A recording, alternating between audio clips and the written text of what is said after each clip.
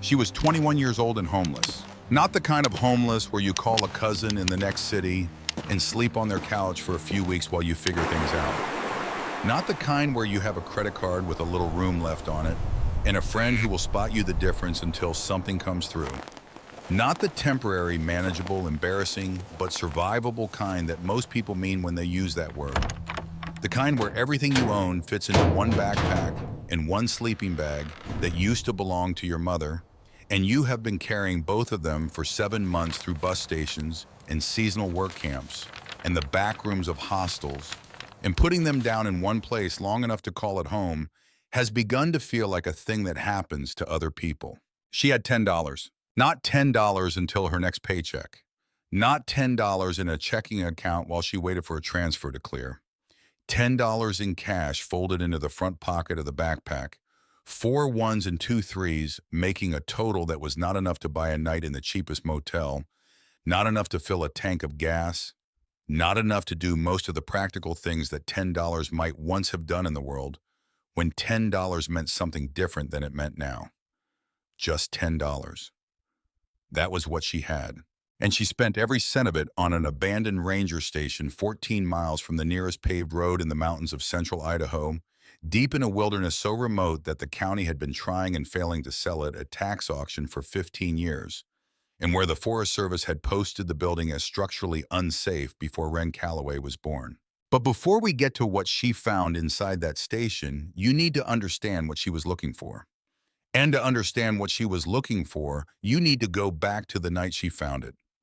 Back to 6 months after she walked into those mountains with her pack on her shoulders and nothing in her pocket, back to a late September evening when the aspens had gone gold and the first dusting of winter had appeared on the highest peaks, and the air held the cold smell of a season that was no longer coming but had already arrived. She was sitting on the porch of a log cabin that no one had lived in for over 50 years. The sun had gone below the western ridge 20 minutes ago, and the sky was doing what mountain skies do in that interval between sunset and dark, which is to hold the last of the light in the upper atmosphere and distribute it evenly across the visible world in a way that makes everything look briefly illuminated from within.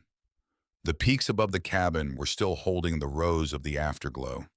The lodgepole pines at the edges of the clearing stood in the deepening blue of the valley shadow.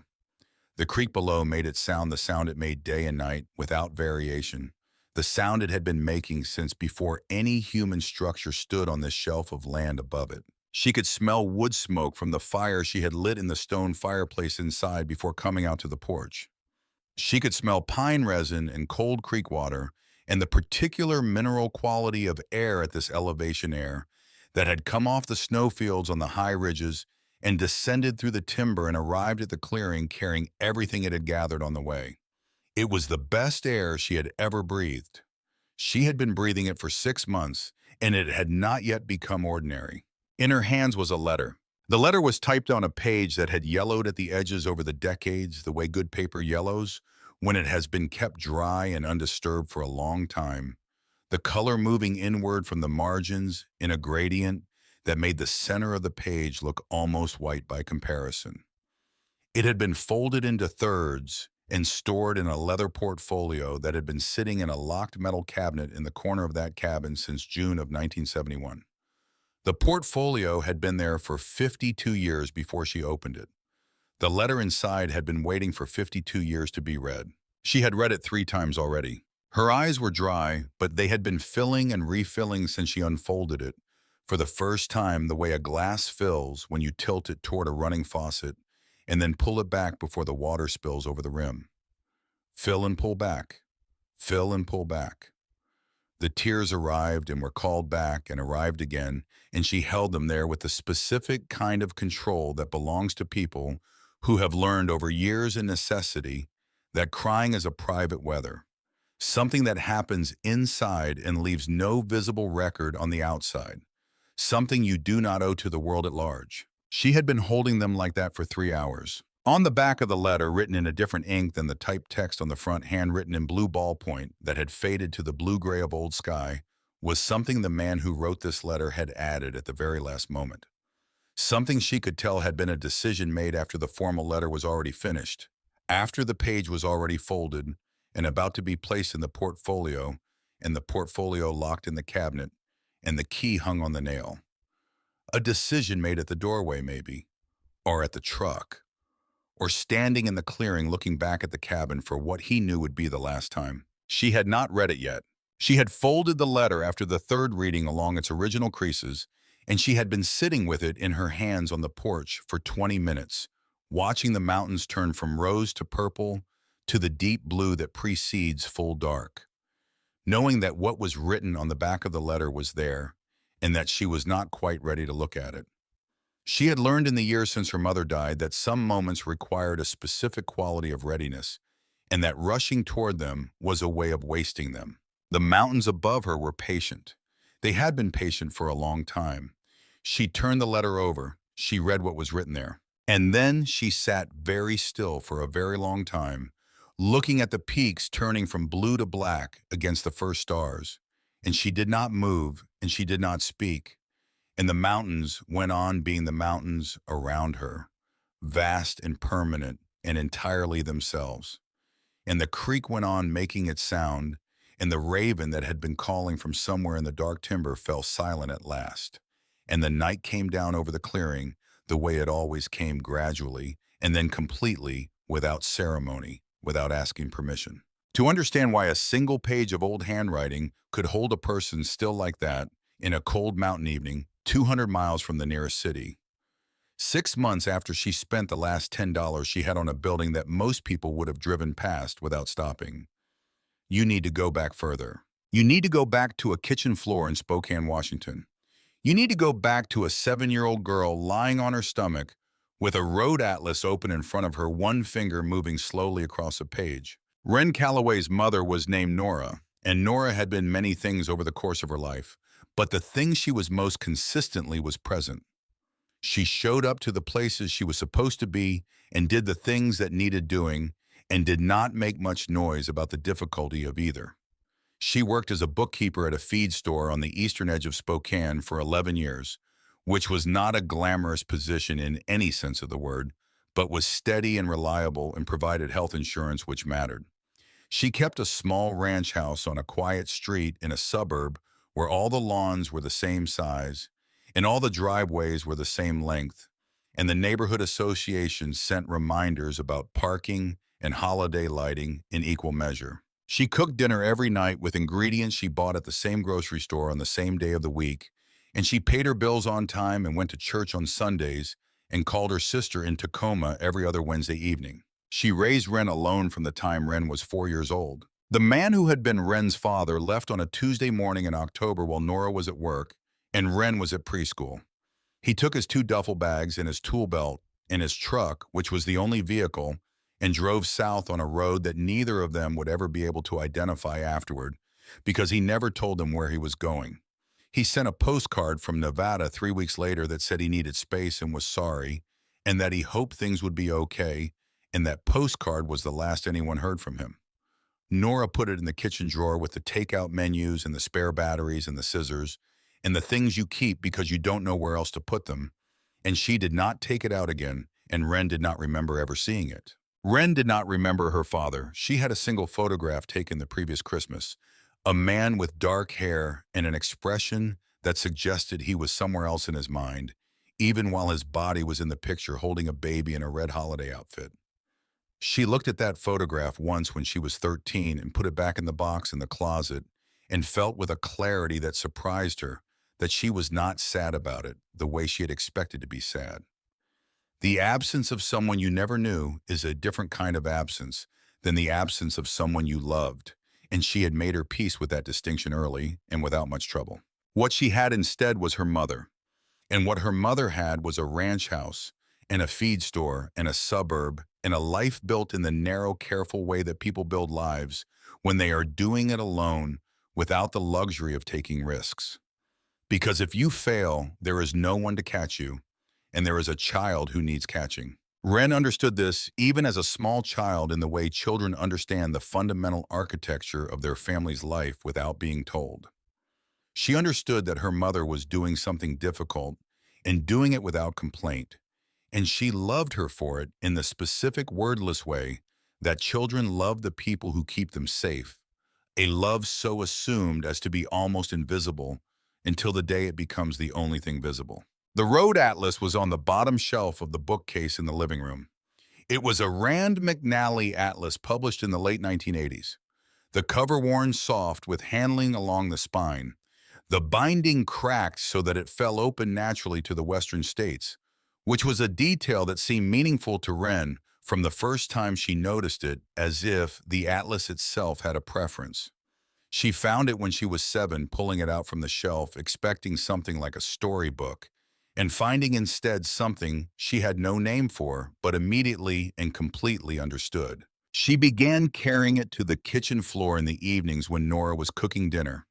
She would lie on her stomach with the atlas open on the linoleum in front of her and trace the pages with her finger. Not the red and blue veins of the highways, not the clusters of dots that mark the cities, but the other thing, the green, the wide expanses of green that spread across the western state pages like something had spilled there and been allowed to stay, the national forests and wilderness areas and protected lands that lay across the Rocky Mountain West in great irregular blankets, the places where the roads stopped and the contour lines began. Those thin brown curves packed together so tightly in some places that they merged into solid brown, and that meant cliffs, that meant elevation beyond what roads could navigate, that meant a world that organized itself according to different principles than the one visible from the kitchen window of a ranch house in a Spokane suburb. Nora would look down from the stove and see her daughter lying on the floor, 7 years old, then 8, then 9, one finger moving in the slow, deliberate way of someone reading a map, not for navigation, but for pleasure, the way other children read storybooks. She would ask what Wren was doing, and Wren would say, without looking up, her finger still moving across the green spaces, looking for where I'm going to live someday. Nora would nod and go back to whatever was on the stove. She thought it was a phase. She was a practical woman, and she knew that children had phases, and that the appropriate response to a child's phase was patient acknowledgement rather than either encouragement or discouragement, because phases either passed or they didn't, and your response made very little difference to the outcome. She was wrong about the phase, but she was patient, and that was not nothing. What Nora did not fully see, because she was looking at a 7-year-old lying on a kitchen floor with a road atlas, was that her daughter was not dreaming about the green spaces on those maps. She was studying them. She was memorizing the relationship between the contour lines and the rivers, learning to read elevation from the density of the brown curves, understanding how water moved through terrain by looking at which way the valleys opened and which way the ridges ran.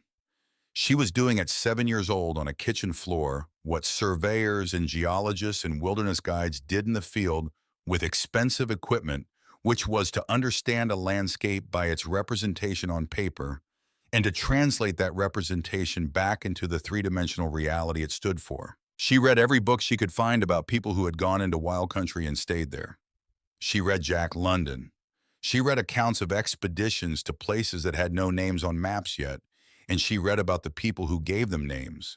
She read a biography of a Forest Service ranger who had spent 40 years in the same district in Montana and knew every creek and ridgeline and burn area and old growth stand within 100 miles.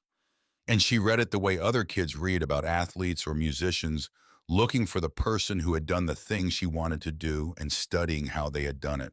She carried a copy of Walden in her backpack all through high school and never quite finished it because she found Thoreau a little too pleased with himself, but she kept it because the idea it was built around seemed correct to her, even if the execution was occasionally irritating.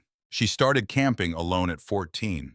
She would take the city bus to the trailhead on Saturday morning, the driver giving her a look she had learned to ignore, and walk into the mountains for 3 days with a borrowed pack and her mother's old wool sleeping bag and a water filter and a headlamp and a topographic map she had learned to read from a library book about orienteering. She came back on Monday in time for school, smelling of wood smoke and pine and something harder to name, something that the mountains gave and the suburb did not. Nora met her at the door each time with an expression that contained an equal measure relief that her daughter had returned safely and the resigned recognition that she would do it again next weekend. She was not wrong. By the time Wren was 17, she had hiked more than 800 miles of trail in the mountains of Washington and northern Idaho. Mostly alone, mostly off trail following ridges and drainages and the logic of the terrain rather than maintained paths, because maintained paths were other people's interpretations of how to move through a landscape, and she had come to trust her own. She knew how to filter water from snowmelt. She knew how to start a fire in the rain using the dry interior of a birch limb and a blade and patience. She knew how to identify the plants that would keep you going if your food ran out. And she knew how to read the afternoon clouds to predict the next morning's weather. And she knew which direction the wind was coming from by the way it moved through the timber below her. She was building something. She did not know yet exactly what it was. But she was building it with the deliberate, unsentimental focus of someone who knows that the thing they are building will be needed. Her mother died in the spring of the year Wren turned 19. Pancreatic cancer, stage 4 already by the time the symptoms appeared and the doctor ordered the scan, and the scan showed what no one had wanted the scan to show. There was no treatment at that point that would change the direction of the thing. Only treatments that might slow it and that would certainly make everything harder in the meantime. And Nora, who had always been practical, chose to spend the time that was left being present rather than being sick in ways that served no one. 6 weeks. From the morning the doctor sat across the desk and said the words to the morning the funeral home came with the van. 6 weeks. It was not very long. It was not long enough to say everything there was to say, and Wren and her mother did not say all of it because some things resist being said even when the time is visibly running out. Even when you are sitting in a hospital room at 2 in the morning with the fluorescent light humming above you, and your mother's hand in yours, and the numbers on the monitors making their sounds, and both of you knowing without saying what the numbers mean. What Nora did say in the last week when the morphine had taken the pain away and left her clear and quiet, in the way that certain kinds of clarity can only come after the noise stops, was this. She said, "The mountains are the only honest places, Wren. Everything else is a negotiation. You were made for them."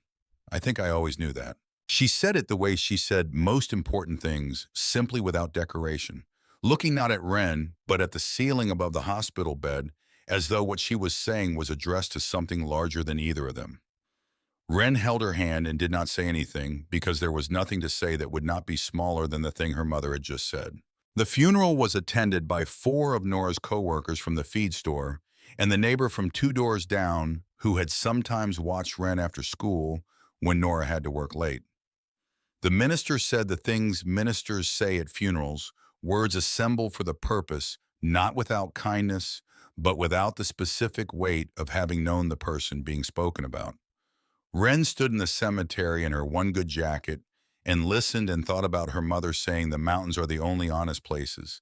And she held on to that the way you hold on to a handhold on a steep face, not because it's comfortable, but because it's what's there. The ranch house was rented. Without Nora's income, there was no rent. There was not much of anything else either.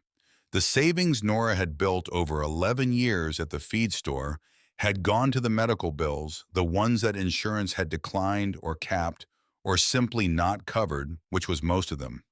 The car had been sold the year before when the repair costs exceeded its value, and the monthly payment had become a choice between that and the grocery bill. There was nothing left to liquidate, nothing to inherit, no cousin with a spare room. No practical mechanism for staying in the suburb in the ranch house on the quiet street where all the driveways were the same length. Wren packed everything she owned into the backpack she had been using for trail work for 5 years. Every pocket organized with the efficiency of someone who had learned long ago that the difference between a well-packed pack and a badly packed one was the difference between a good day and a bad one.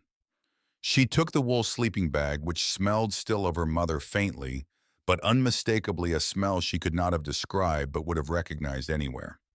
She took her water filter and her headlamp and her topo maps and her pocket knife and the few items of clothing that still had useful life in them. She took the road atlas, She had not been sure she would, standing in the living room with the box open and the bookcase empty, and the afternoon light coming in at the angle that made the dust visible in the air.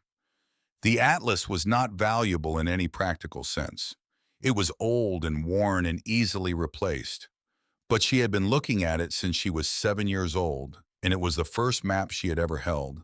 And leaving it felt wrong in a way she could not fully articulate. So she took it, wrapping it carefully in a plastic bag to keep it dry, and put it in the bottom of the pack where nothing could reach it. She walked out of the house on a cold morning in early March and did not look back. She had $400 in cash. That was everything. On the bus to the next city, moving through the gray morning landscape of eastern Washington, she opened the road atlas the way she had opened it hundreds of times since she was 7 years old. She turned to Idaho. She traced the mountains with her finger the way she always had. The green spaces, the places between the roads where the contour lines bunched together and the elevation numbers climbed. She was doing what she had always done when she did not know what to do next, which was to look at a map and let the terrain tell her something. She was about to close the atlas when she noticed the front cover. She had never, in all the time she had opened and read, that atlas looked at the inside of the front cover. She had always opened it to the maps themselves the way you never really look at the frame, when the painting is what you came for, the frame, invisible, always there, but never the point. The inside cover was blank territory passed over hundreds of times in 13 years.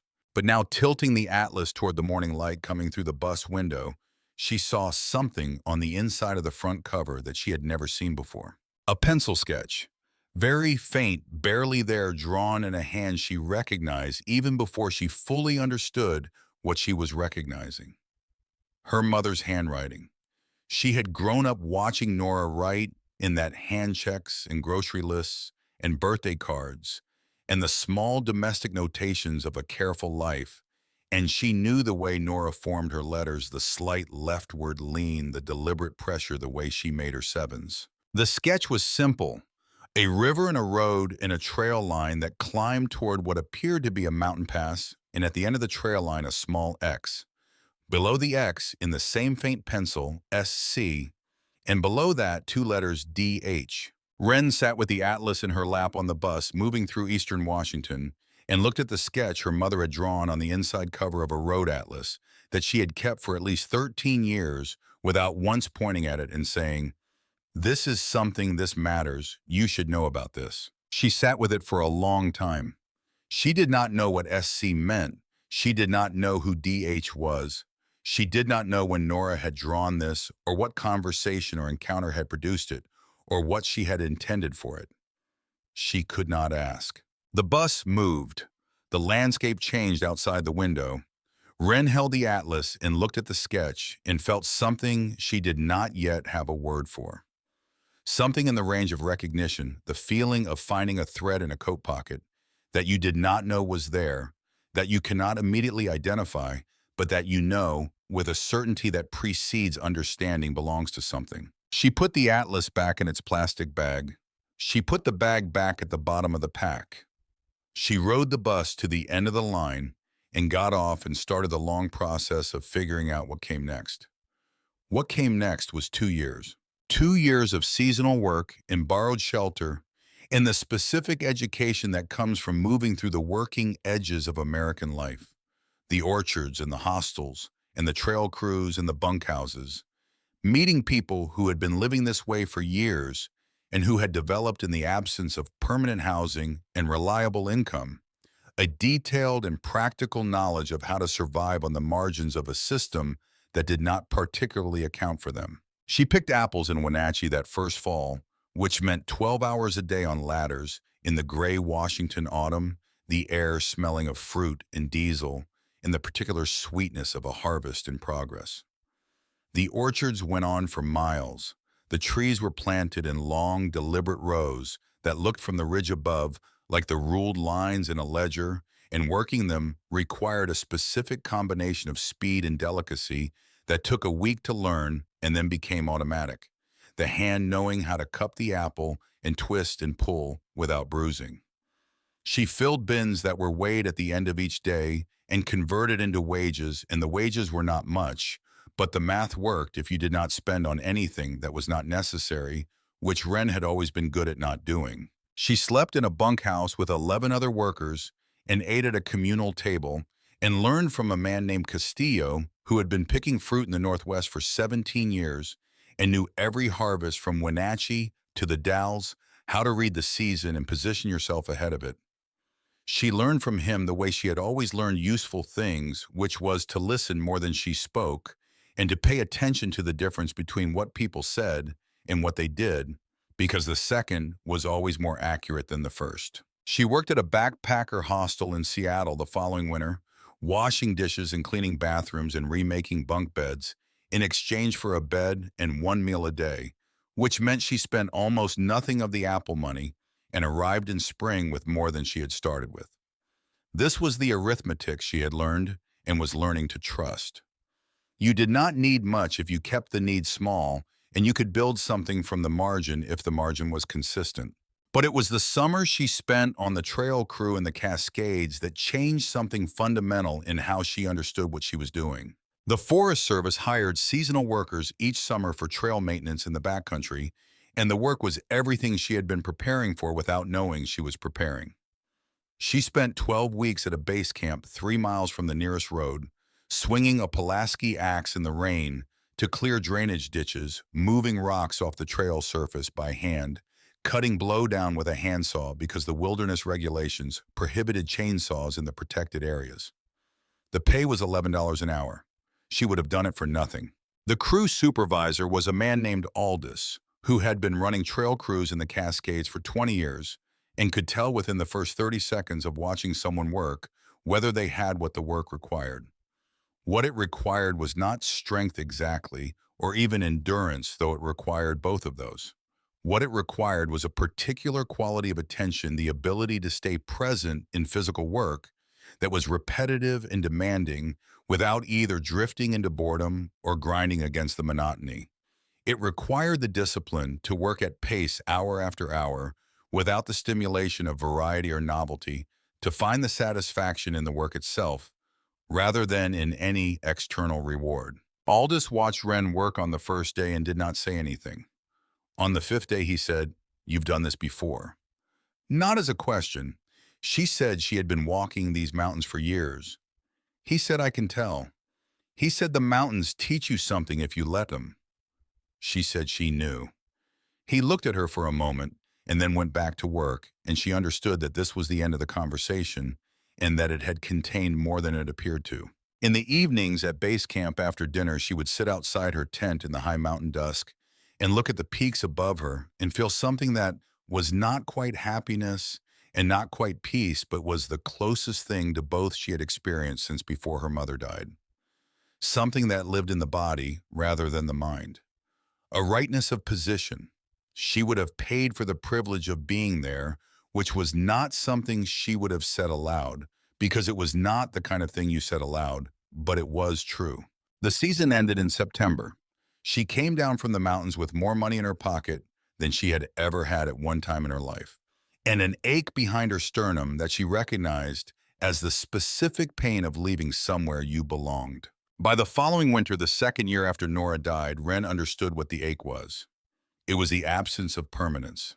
The seasonal work gave her mountains and labor and a sense of purpose, but it gave her these things on a schedule and loan to be returned at the end of each season when the work was done and everyone scattered to wherever they went when the season was over. She did not have a wherever. She had a pack and a sleeping bag and a careful arithmetic of margin. She wanted somewhere to put her bag down and leave it there. Not an apartment with a lease and a credit check and a landlord. Somewhere remote and difficult in hers. Somewhere that nobody else wanted because the things nobody wanted were the only things within reach of the money she had. The problem was that even the things nobody wanted cost money, and she was running out of time in the season and would have to start the whole cycle again in the spring. She was in the public library in Coeur d'Alene on a Tuesday afternoon in February, the 2nd February since her mother died when she found the listing. The library was warm. The chairs were comfortable. Outside, the February air was the kind of cold that makes the windows of warm rooms steam at the edges and turns the exposed skin of your face into a fact you cannot ignore. Inside the library was full of people who needed the warmth and the chairs and the free wireless connection, a congregation of the underemployed and the between situations, and the retired and the cold, each in their own private relationship with a screen. Wren had been there since it opened at 9 in the morning. It was now almost 3 in the afternoon, and she had eaten both of her sandwiches and was beginning to get hungry in the way she had learned to read as information rather than emergency. She had spent the morning looking at Forest Service employment postings for the coming season. The positions that fit her profile were the same positions she had already done, and while she was willing to do them again, she was aware that doing them again would not get her to a different place. It would keep her in the same orbit, moving through the same cycle, accumulating the same margin, and spending it down to the same point and starting again. It was while she was on the Forest Service employment page that she noticed the menu at the top, the one she had never clicked on before. Surplus property sales. It was listed there the way incidental links always are, slightly smaller than the main navigation, easily passed over. She clicked it. What she found was a page she did not know existed, a database of Forest Service administrative buildings that the agency had identified as surplus and was offering for transfer. Fire lookouts, ranger stations, work camps, and storage facilities that had been consolidated out of operation or that had fallen outside the boundary of what the current administration needed to manage. Some had been sold years ago and were listed as completed transfers. Some had current asking prices that were by real estate standards very low, but that were still more than she had. Most were in states she had never been to. She scrolled slowly, reading each listing with the focused attention she brought to topographic maps, looking not for what was immediately obvious, but for what the data implied. She found it on the fourth page of results. Salmon Chalice National Forest, Central Idaho, former District Ranger Station. In-holding parcel, originally deeded to private holder in the 1920s, reverted to county after original family died intestate. Building used as Forest Service administrative outpost from 1927 through 1971. Consolidated out of operation. Vacant since that date. County has been listing at tax auctions since 2008. No successful bidders. Asking price $10. She stopped scrolling. She read the listing again. Then a third time, the way you reread something that says exactly what you thought it said, but that seems impossible to be real. $10, not a starting bid, not a reserve. $10 was the asking price, the amount the county was offering the property for, because $10 was the legal minimum consideration for a valid property transfer under Idaho state law. And the county had set it at that minimum and left it there for 15 years while no one appeared to take them up on it. There were good reasons no one had appeared. The listing's access description did not hide them. The property was accessible by 8 miles of Forest Service road, seasonally closed to motor vehicles from October through June due to snow. After the road, 6 miles of foot trail climbing over a pass at 7,200 feet. Total distance from the nearest paved road, 14 miles. No electricity, no water service, no septic, no telephone, no cell coverage. Nearest community, Stanley, Idaho. Population, 116, approximately 1 hour by vehicle from the trailhead. No photographs were included. Wren opened a new tab and searched for topographic maps of the Salmon Chalice backcountry. She found the area, identified the general location of the parcel by the legal description in the listing, and oriented herself by the rivers and the ridgelines. She found the trail, traced its route with her cursor up the valley and over the pass and down into the basin on the other side. She studied the contour lines around the listed parcel, the elevation, the aspect, the drainage, the orientation relative to the ridges that would determine where the snow came from and where the sun fell in winter, and which direction the wind had the longest uninterrupted run. She looked at where the creeks ran, which told her about the water. She looked at the south-facing slopes, which told her about the sun. She looked at the shape of the basin, which told her about the wind. She looked at all of it for a long time, and what it told her was that a person who knew what they were doing could survive there if they prepared correctly and worked hard and did not make serious mistakes. Then she reached into the front pocket of her pack and took out the road atlas. She opened it to Idaho. She found the Salmon River Mountains in the Lemhi Range in the Frankchurch Wilderness and navigated by the rivers and passes until she had located as precisely as she could, without GPS, the area where the listed parcel sat. She looked at it on the printed page of the atlas, the green spreading across it, the contour lines brown and densely packed, where the terrain was steep and spreading where it eased. And then, because she was holding the atlas open and because she was about to close it, she tilted the cover toward the light of the library window. The pencil sketch on the inside of the front cover was faint in the library light, almost invisible, the kind of mark you could look at and not see if you were looking for something else. But she was not looking for something else this time. She was looking at the atlas itself at the cover, and the sketch was there unmistakably, her mother's handwriting and her mother's hand. She looked at the sketch. She looked at the topographic map on the screen. She looked at the sketch again. The S.C. Salmon Chalice. The small X at the end of the trail line above what appeared to be a creek on a south-facing shelf in a basin surrounded by high peaks.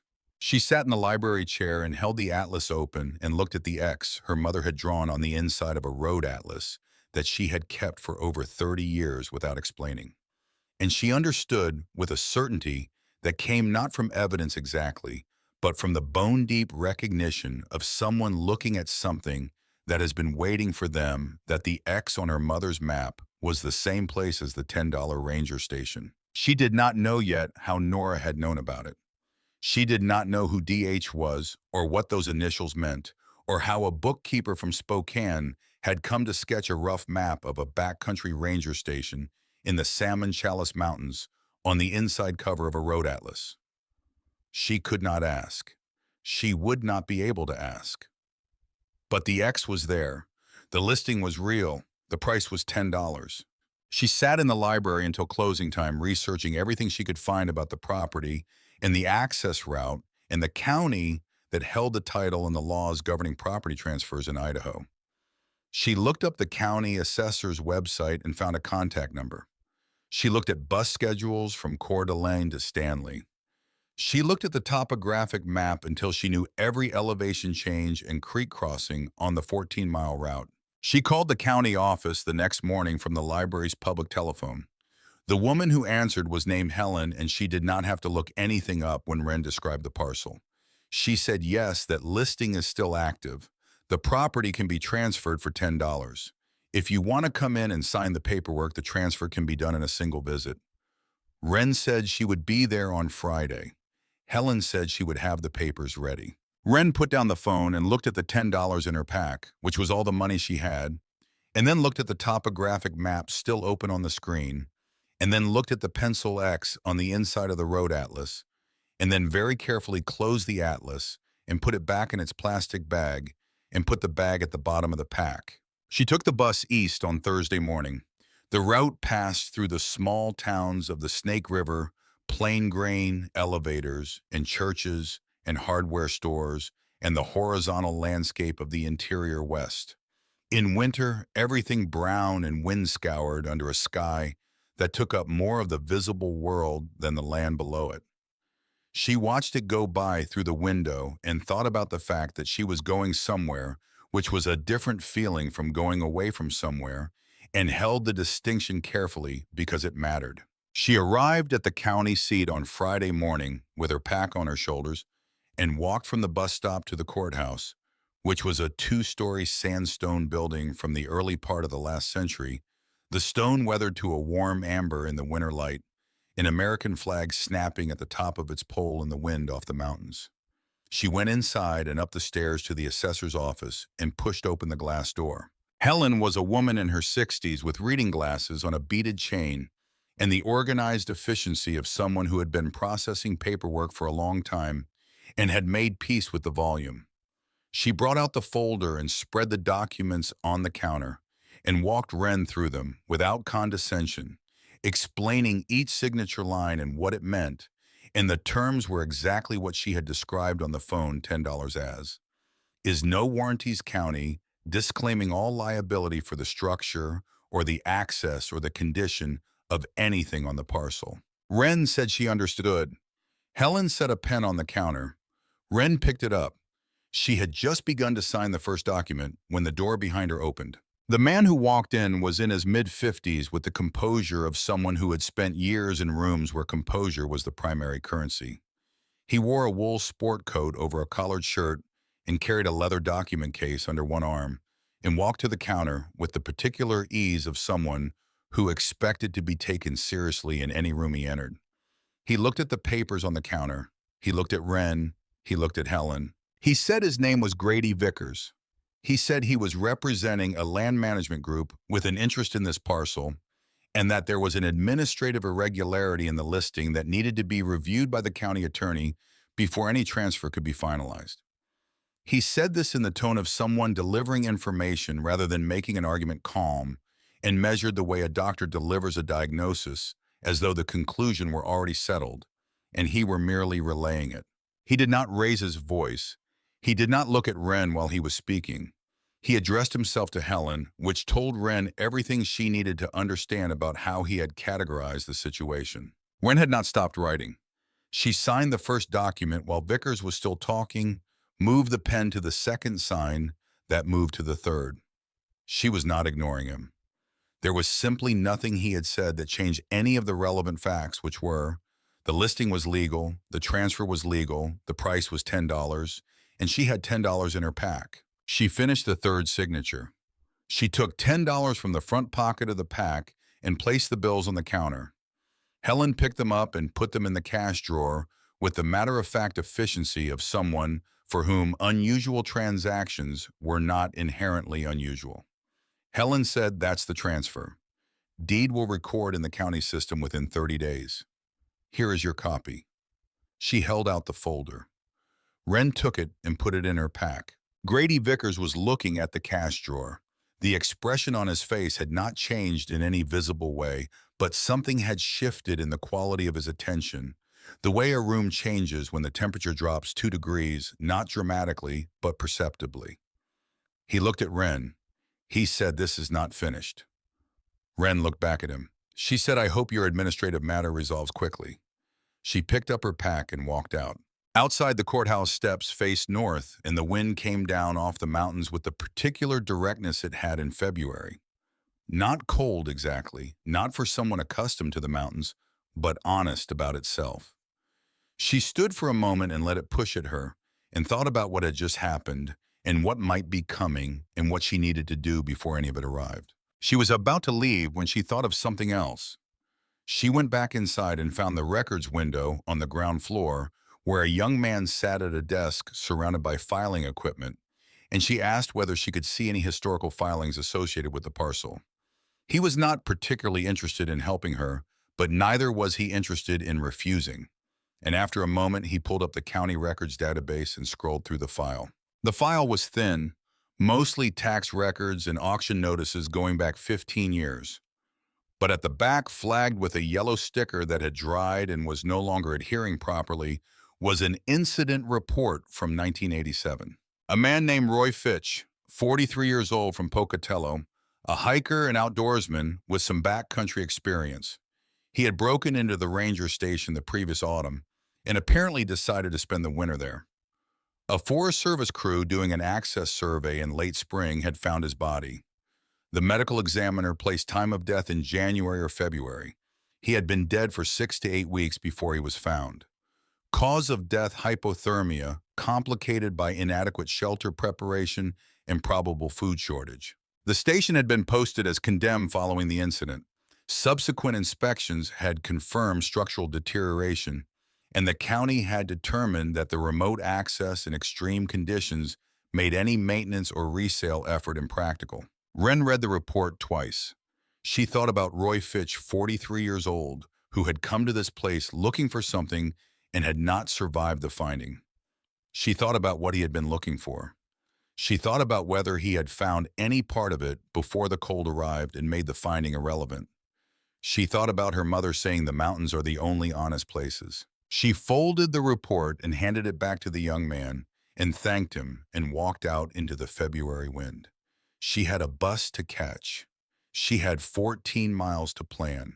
She had a property deed in her pack and nothing in her pockets, and the specific feeling of someone who has put everything on a single wager and does not regret it. She walked to the bus stop and sat on the bench and opened the road atlas to Idaho and traced the route one more time with her finger, the road and the trail and the pass at 7,200 feet. And she thought about Roy Fitch, and she thought about her mother, and she thought about a locked metal cabinet in the corner of a cabin that had been empty for 52 years. She thought about what it meant to go towards something rather than away from it. The bus came. She got on. She found a seat by the window and watched the country going by outside the brown fields and the frozen creeks and the mountains appearing and disappearing in the distance as the road curved through the foothills. And she thought about honest places and what it cost to find them and what it cost to stay. She had $10 to her name and she had spent it. She had nothing now except a deed and a pack and a pair of boots that had carried her over 800 miles of mountain trail and had more in them yet. She had the sleeping bag that smelled of her mother. She had the road atlas with the pencil X on the inside of the front cover. She had a direction. Outside the window, the first snow of the coming storm began to fall light and exploratory, the advanced scouts of a weather system that was still deciding whether to commit. The flakes came past the glass and disappeared into the speed of the bus, each one briefly visible, and then gone, and she watched them and did not look away until the mountains at the edge of the plain were lost in the white, and there was nothing outside the window but the falling and the distance and the dark. The bus from Coeur d'Alene to Stanley took most of a day, which was the kind of day that teaches you things about the interior of a state if you are paying attention. She was paying attention. The route did not go directly anywhere. There was no direct route to Stanley because Stanley sat at the end of a long reach into the central mountains of Idaho, accessible from any direction, only through a sequence of switchbacks and river valleys and passes that closed for months at a time, when the snow was serious, which in this country meant most of the year. She changed buses twice in small towns where the gas station and the post office shared a parking lot, and the only restaurant had been there long enough to have retired its original sign and replaced it with a newer one that was itself starting to age. She ate the sandwich she had packed and drank from her water bottle and looked out the window as the landscape organized itself, the flatlands giving way to the foothills and the foothills to the mountains, the lodgepole pine coming down the slopes to meet the road, the snow on the north-facing ridges deepening as they climbed. The Salmon River appeared to the east as they came through the canyon, running fast in dark blue in the April light, carrying the weight of the winter snowpack downhill toward the Snake River and eventually the sea, and she watched it for the long miles that the road ran beside it before the bus turned north and the river disappeared behind the ridgeline. She thought about the fact that the water in that river had come from the mountain she was going toward, from the snowfields on the peaks above the cabin, and was now flowing away toward the coast, and that this was the direction all water eventually went, and that going toward the source was the more difficult direction, but the one that interested her. She arrived in Stanley in the late afternoon. Stanley was a community rather than a town in the civic sense of the word, a place that existed by agreement among a small number of people who had found reasons to be there and had not found sufficient reasons to leave. The Sawtooth Mountains rose behind the valley to the north in a wall of granite so jagged and vertical that they looked like something drawn by a person who had never been told that mountains were supposed to taper gradually. In the low afternoon light, they were the color of cold steel, their peaks above the snow line, bright white against the blue of the sky. She found the valley kitchen by following the smell of food, which was the kind of cooking smell that means a place has been making the same things for a long time and has gotten very good at them. It was a low building with a hand-painted sign and a gravel parking lot, and inside it had the proportions of a place designed around practicality, the counter along one wall, the booths along the other, the space between them enough to move through efficiently, but not enough to feel empty. The woman behind the counter was Hazel Ingram, though Wren did not know that yet. What she knew from watching her move through the diner space for the 30 seconds between when she walked in and when Hazel looked up, was that this was a person who had been working in this particular room for a very long time.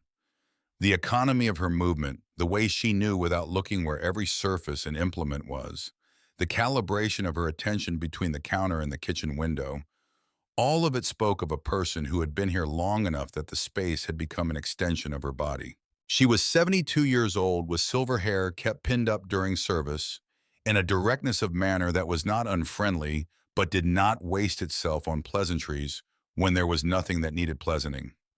She looked at Wren when Wren sat at the counter, the complete and immediate assessment of someone who had looked at a great many people over a great many years and had developed an accurate method.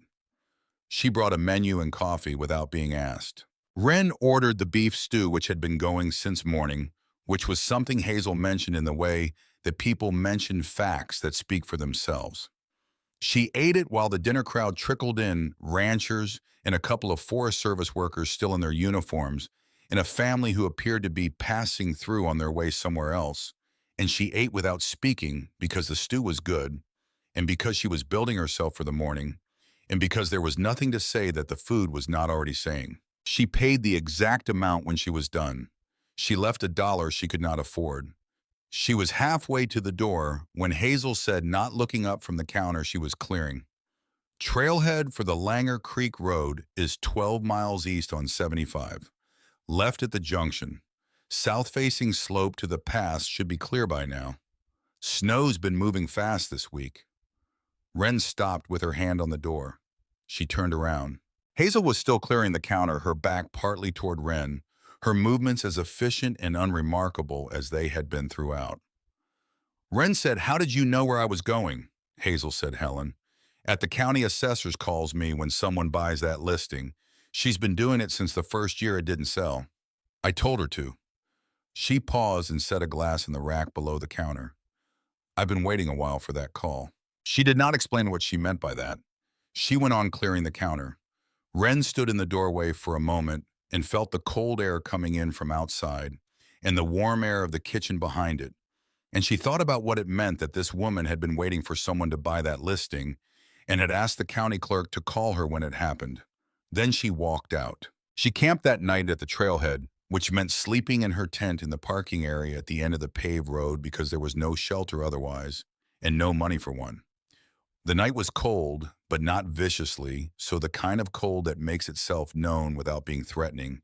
And she lay in the sleeping bag and looked at the stars through the mesh and thought about the 14 miles ahead of her and sorted through the logistics, the way she always sorted through the logistics of a difficult route, methodically starting with water and food and ending with contingencies because contingencies were what got people into trouble when they were not considered in advance. She woke before dawn and packed her camp in the dark and ate a cold breakfast and repacked her pack one final time, redistributing the weight to sit high and close to her spine, securing everything that needed securing, checking the zippers and the buckles and the lacing on her boots. When the sky began to gray in the east, she shouldered the pack and started up the road.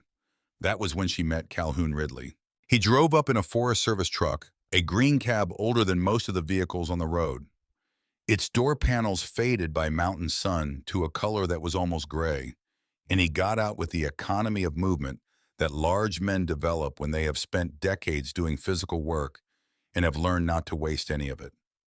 He was 68 years old, built solidly in the way of someone who had not been heavy but had been strong for a long time. His face weathered to the consistent quality of old hide. The kind of face that does not look any particular age past a certain point, because all the years have merged into something that simply reads as permanent. He wore his Forest Service uniform with the ease of long habit, the kind of ease that means you have stopped noticing what you are wearing. He walked to the gate of the road and checked a padlock and wrote something in a small logbook he kept in his breast pocket. And all of this happened without any reference to Wren's presence, not because he had not seen her, but because he was finishing what he was doing before he addressed something else. Then he looked at her pack, he looked at her boots, he looked at the way she was standing balanced and easy under the weight, not leaning against it or fighting it, but carrying it the way a person carries something familiar. He said, "South-facing trail to the pass is clear." North-facing approach has ice patches about 400 feet below the summit. Kick your steps. Don't trust anything that looks like packed snow until you test it. He said it the way men who have spent decades in the mountains say things, which is without emphasis, as information rather than instruction. The relevant facts delivered without the performance of concern. Wren said, "How long have you known about the station?" He said, "Longer than you've been alive." He said it without sentiment as a measurement. Then he turned to go back to his truck. Through the open window as he started the engine, still not looking at her, he said, "Lookout tower is structurally sound. Cab is solid. Upper ladder section has a bolt needs replacing. Don't climb it in high wind until it's done." Then he drove away. Wren watched the truck until it went around the bend and was gone. Then she opened the gate and started walking. What does a man leave behind when he has nothing but his years of work and the land he served? She was thinking about that question, or about the shape the question would eventually take, as she walked the first mile of the forest road in the early morning light. She was thinking about Calhoun Ridley and about the man who had written the letter she had not yet read. Two men of different generations who had given their working years to the same system of mountains and who had both in their different ways left something of themselves in it. She was thinking about what it meant to love a place not romantically, not as an idea, but practically and daily with your hands in your back and the accumulated knowledge of where the water ran and where the snow held and where the animals were in the third week of October. The road climbed gradually through stands of lodgepole pine and aspen. The lodgepoles tall and straight, with their lower trunks bare for the first 20 feet in the way of their species, reaching straight for the light above the competition. The aspens were not yet leafed out their branches, still the gray-silver of winter, but she could see the buds swelling on the smaller twigs, the first insistence of the season. The ground on either side of the road was patchy with old snow in the shaded sections, and wet and dark where the melt had happened. The soil that specific shade of dark brown that means water has just passed through. She crossed the first creek on a log bridge so old the logs had flattened on top and gone the gray of driftwood, standing for decades in the elements. She stopped there and looked at the water running fast below her full, with snowmelt carrying a thin fringe of white foam at the edges, where it had pushed through narrows upstream. She filtered 2 liters, drank one on the bridge, stored one, and kept walking. A mile past the first bridge, she entered the old burn. It was not a recent fire. The dead trees standing silver gray among the new growth were bleached and limbless, and beginning to fall, some already down and decomposing into the dark soil around their bases, and the dates on the Forest Service burn boundary markers that she passed were from the early 2000s, 20 years or more. And in the space that the fire had opened below the silver standing dead, the new forest was arriving with the specific exuberance of a system that has been waiting for permission. Aspen and alder, the willows along the creek margins and between them, the lodgepole seedlings that would eventually close the canopy again, and the whole process would begin its slow cycle once more. Centuries from now, fire and return, and fire again. There was a lesson in burns if you were willing to read it. The lesson was not comfort, exactly not the sentimental idea that things always grow back and everything eventually heals, because sometimes things did not grow back and not everything healed. The lesson was more precise than that. The lesson was that destruction and regeneration were not opposites in a natural system, but phases of the same process, and that the same fire that killed the old forest created the conditions for the new one, that you could not have both at once, that the price of the new growth was the old growth. She had thought about this in the years since her mother died, in the way she thought about everything, without sentimentality, but with attention. And she thought about it again now as she walked through the burn, the silver trees, and the green insistence below them. And then the burn was behind her, and the road climbed on through unburned timber, and she kept walking. She made the creek at the base of the pass at mid-afternoon.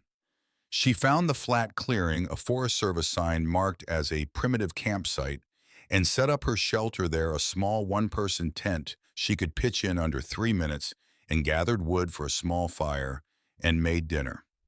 The meal was rice and olive oil and dried mushrooms that she had been saving for 3 weeks, keeping them for a place and moment that seemed worthy of them.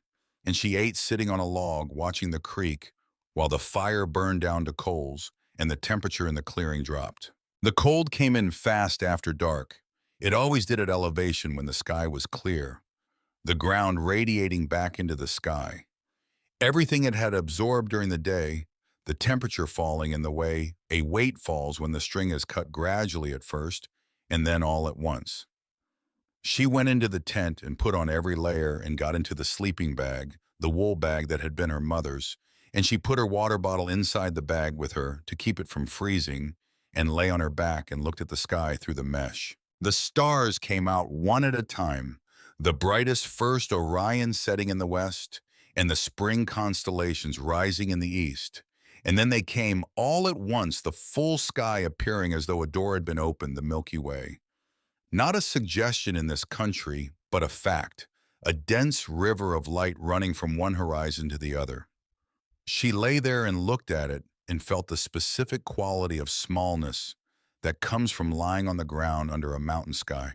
Far from any city, a smallness that was not diminishing but clarifying the way a very large landscape can make the details of your individual situation feel exactly as small as they actually are, which is a relief when the details have been feeling larger than they deserve. She slept hard and deep, the sleep of someone whose body had been working all day in cold air and had earned rest without negotiation. She woke before dawn, which in April at this elevation meant waking into a tent glazed on the outside with frost and an interior temperature that required her to see her breath. The sky visible through the tent mesh was the pale rose of the highest light, the color that comes before sunrise to the upper atmosphere, the signal that the machinery of the day is beginning to turn without yet having produced its primary effect. She ate and broke camp and started up the trail before the sun cleared the eastern ridge because she wanted the light behind her when she reached the pass and the long descent in front of her in the best hours of the day. The trail to the pass was a different proposition from the road below it. It was narrower and steeper and maintained to the minimal standard of backcountry trails, which meant the major obstacles had been cleared and the worst erosion addressed, and everything else was exactly as the mountain had arranged it. The north-facing slope below the summit still held patches of old snow, as Calhoun Ridley had told her it would, the snow compressed and refrozen into a surface that looked like consolidated powder, but was in places ice over a hard base. She tested each step before she transferred weight the way she had been taught on her first winter camping trip at 15 by a man who had guided in the mountains for 30 years and who had said the mountain doesn't care about your schedule. She was 400 feet below the summit when her left pole went down and found nothing. The step had seemed sound. She had tested it. The boot had settled with a slight crunch that suggested adequate compression. She shifted her weight and began to move, and then the crust gave with a sound like breaking ceramic, a sound she would remember later with the complete fidelity that moments of genuine physical danger produce in memory, and she was sliding. 2 seconds, perhaps 3. In the way that certain compressed intervals of time contain more than their measured duration. She was aware of the surface under her, aware of the poles being driven down, and finding nothing aware of the momentum and the angle and the calculation that was happening without her conscious participation. The body knowing before the mind what was required.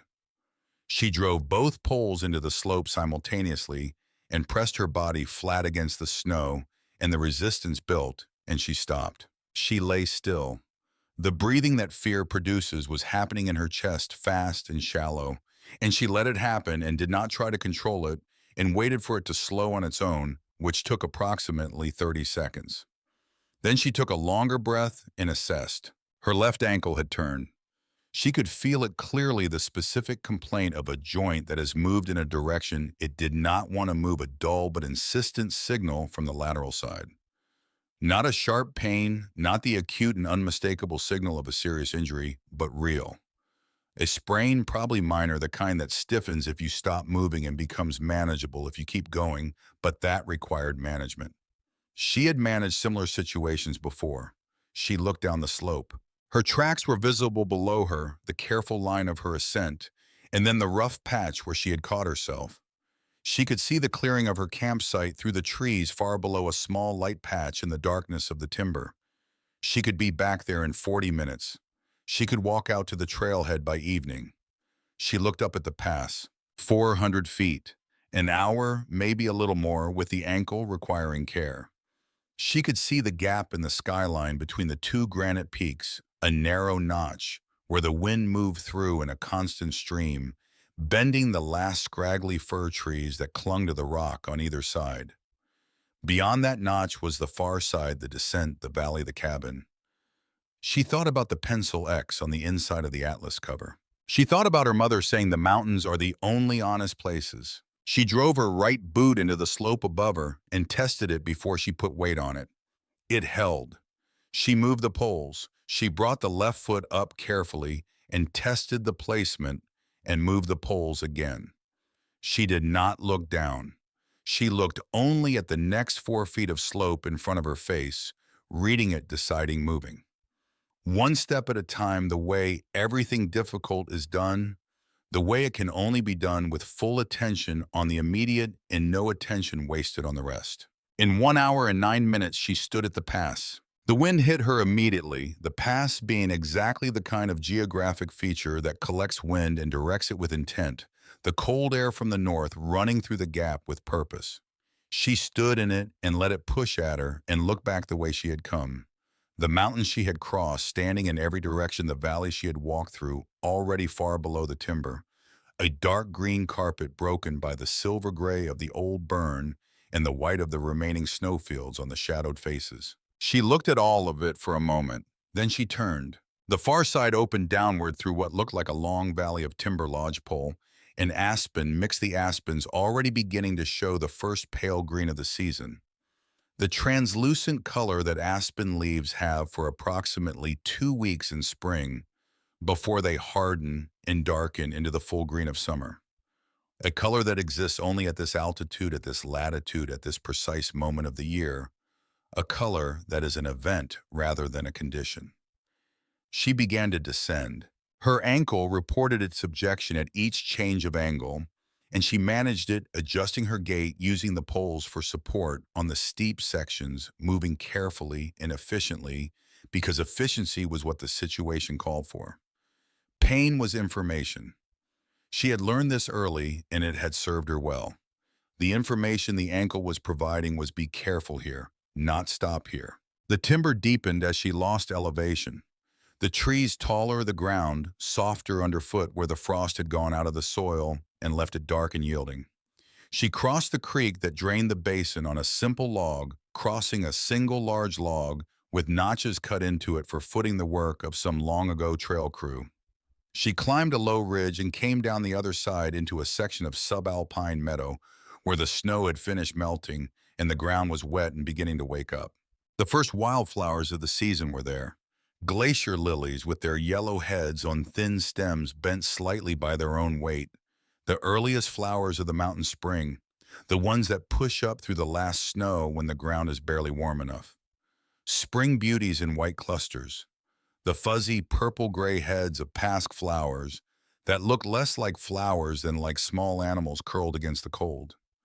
She did not stop to look at them because daylight was still a resource, and her ankle was still talking, but she noticed them the way she noticed everything in the field peripherally and completely, the world presenting itself to the edge of her attention and trusting her to register it. She smelled the cabin before she saw it. Not smoke, because there had been no fire in that fireplace for over 50 years. The smell was something else, something that very old buildings develop when they have been absorbing weather and seasons for long enough to have acquired a character of their own. Old wood and old metal and old dust, all of it warmed by the afternoon sun that had been working on the south-facing wall since morning, a smell with layers to it, each layer a different decade of the same silence. The trees thinned at the edge of the meadow. She stepped into the clearing. It was exactly as she had imagined it from the topographic map and the listing description, and also completely different, because imagination builds from data, and data is not the same as standing in a place with your body while the afternoon light hits it at its specific angle at its specific time of year. The cabin sat on a shelf of land above the creek, built of logs that had darkened over nearly a century to the color of old iron single-story, with a steep green metal roof designed to shed snow, its color oxidized to a matte that caught the late light without reflecting it. A covered porch fronted the south side, its boards old and gray. A stone chimney rose from the west wall. Three windows faced her on the front elevation, their glass intact, clouded with years of dust. Above the door, a carved wooden sign whose lettering was too weathered to read. Behind the cabin, at the edge of the clearing where the timber began, the fire lookout tower rose 60 feet against the sky. It leaned very slightly to the east, not enough to alarm, just enough to establish that it had been standing long enough to form an opinion. A switchback ladder climbed its side to a small enclosed cab at the top, the glass of the cab window still present, filmed with years of weather and dust. She stood at the edge of the clearing and looked at all of it. The light was the color that the afternoon produces at this elevation when it is coming in low and working on old wood copper going toward gold. The lodge poles at the edge of the clearing moved slowly in the same breeze, the tops going in a single wave that traveled the length of the tree line and disappeared. Below the clearing, the creek made its sound. A raven called from somewhere deep in the timber beyond the lookout tower, the sound carrying impossibly far in the thin mountain air, and then fell silent, and the clearing was quiet except for the creek. She had been looking at maps of this place, or of the region that contained this place, since she was 7 years old. She had been looking more recently at the specific topographic maps of this drainage and this basin. She had been imagining this moment on some level for her entire conscious life. And the moment, as she stood at the edge of the clearing with her pack on her shoulders and her ankle aching, and the last of the afternoon light moving across the log walls of the cabin, was not what she had imagined. It was better. It was more specific. It was exactly itself. She walked across the clearing to the porch. The boards creaked under her weight with the sound of wood that has not been walked on for a very long time, a dry complaint rather than an alarm. She tried the door handle, locked as expected. The lock was old, and the wood around the latch had softened over the decades, and when she put her shoulder against the door and pushed with steady pressure rather than force, the latch gave with a dry, splintering sound, and the door swung inward. The smell that came out was the accumulated smell of 52 years of sealed silence. Dust, old wood, cold metal, the faint residue of wood smoke from fires long since cold, the particular still quality of air that has not moved in a very long time. She stepped inside. One large room. The floor was rough-cut pine planks, each board wide in the old way, dark with age in the center where feet had traveled, and lighter at the edges where the decades had simply passed without traffic. The walls were the same dark logs as the exterior, the chinking between them largely intact, crumbling only at the corners where the building's settling had opened small gaps. The ceiling was open to the rafters, the peak of the steep roof visible above, and at the far end a wooden ladder led to a sleeping loft, just visible in the fading light. A stone fireplace dominated the west wall, the hearth made of flat creek stones fitted together with care, each one different, each one placed with enough attention that they had held their arrangement through 52 winters and springs. Beside the fireplace, a cast-iron cook stove, its surface rusted in the cosmetic way of iron that has been kept dry, the firebox intact. The furniture had been left, a heavy table in the center of the room with two chairs, a cot frame against the back wall, a bookshelf along the east wall empty but level, a small writing desk under the front window, its surface darkened, a coat rack by the door with 3 iron hooks, all empty. Everything was covered in the dust of 52 years. Everything was exactly where someone had left it on the last day they were here. The room had the quality of a place that has been waiting in the patient way of rooms, with no urgency and no alternatives for someone to return. In the corner of the room, beside the empty bookshelf, stood a metal cabinet. Gray steel, government issue, 4 feet tall, 2 doors with a locking mechanism between them. On one door, stamped in ink that had faded to near invisibility, United States Forest Service, and below that, a long inventory number. The lock was rusted, but she could see that the mechanism was intact. The doors were closed and had been closed, she understood without having to think about it, since the last ranger walked out of this room and locked them. She tried the handle. Locked. She looked at the cabinet for a moment, listening to the silence of the cabin, which was a complete silence, the kind that accumulates when nothing has made a sound for a very long time and has grown dense with its own duration. Then she looked around the room. Above the door on a nail she had passed without noticing when she came in hung a small metal ring. What would you do if the key to a locked door had been hanging on a nail for 50 years? The ring held 3 keys.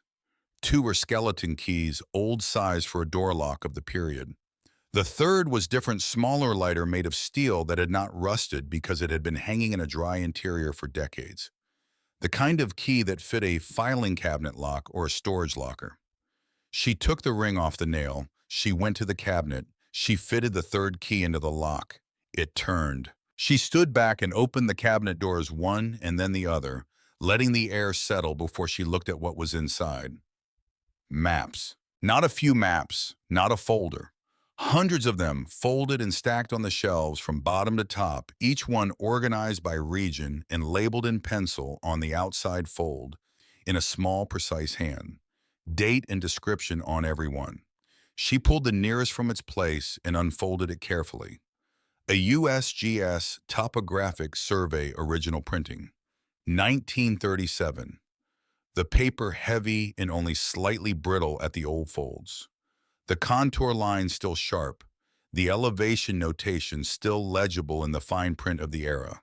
She refolded it along its creases and returned it to its position and pulled out another. A fire response map from 1944. The burned perimeters drawn in red pencil over a printed base. Handwritten notes in the margins, in a different hand. Initials and dates and wind directions recorded in the careful notation of someone whose job was to track exactly this kind of thing and to be accurate. She knew what she was looking at.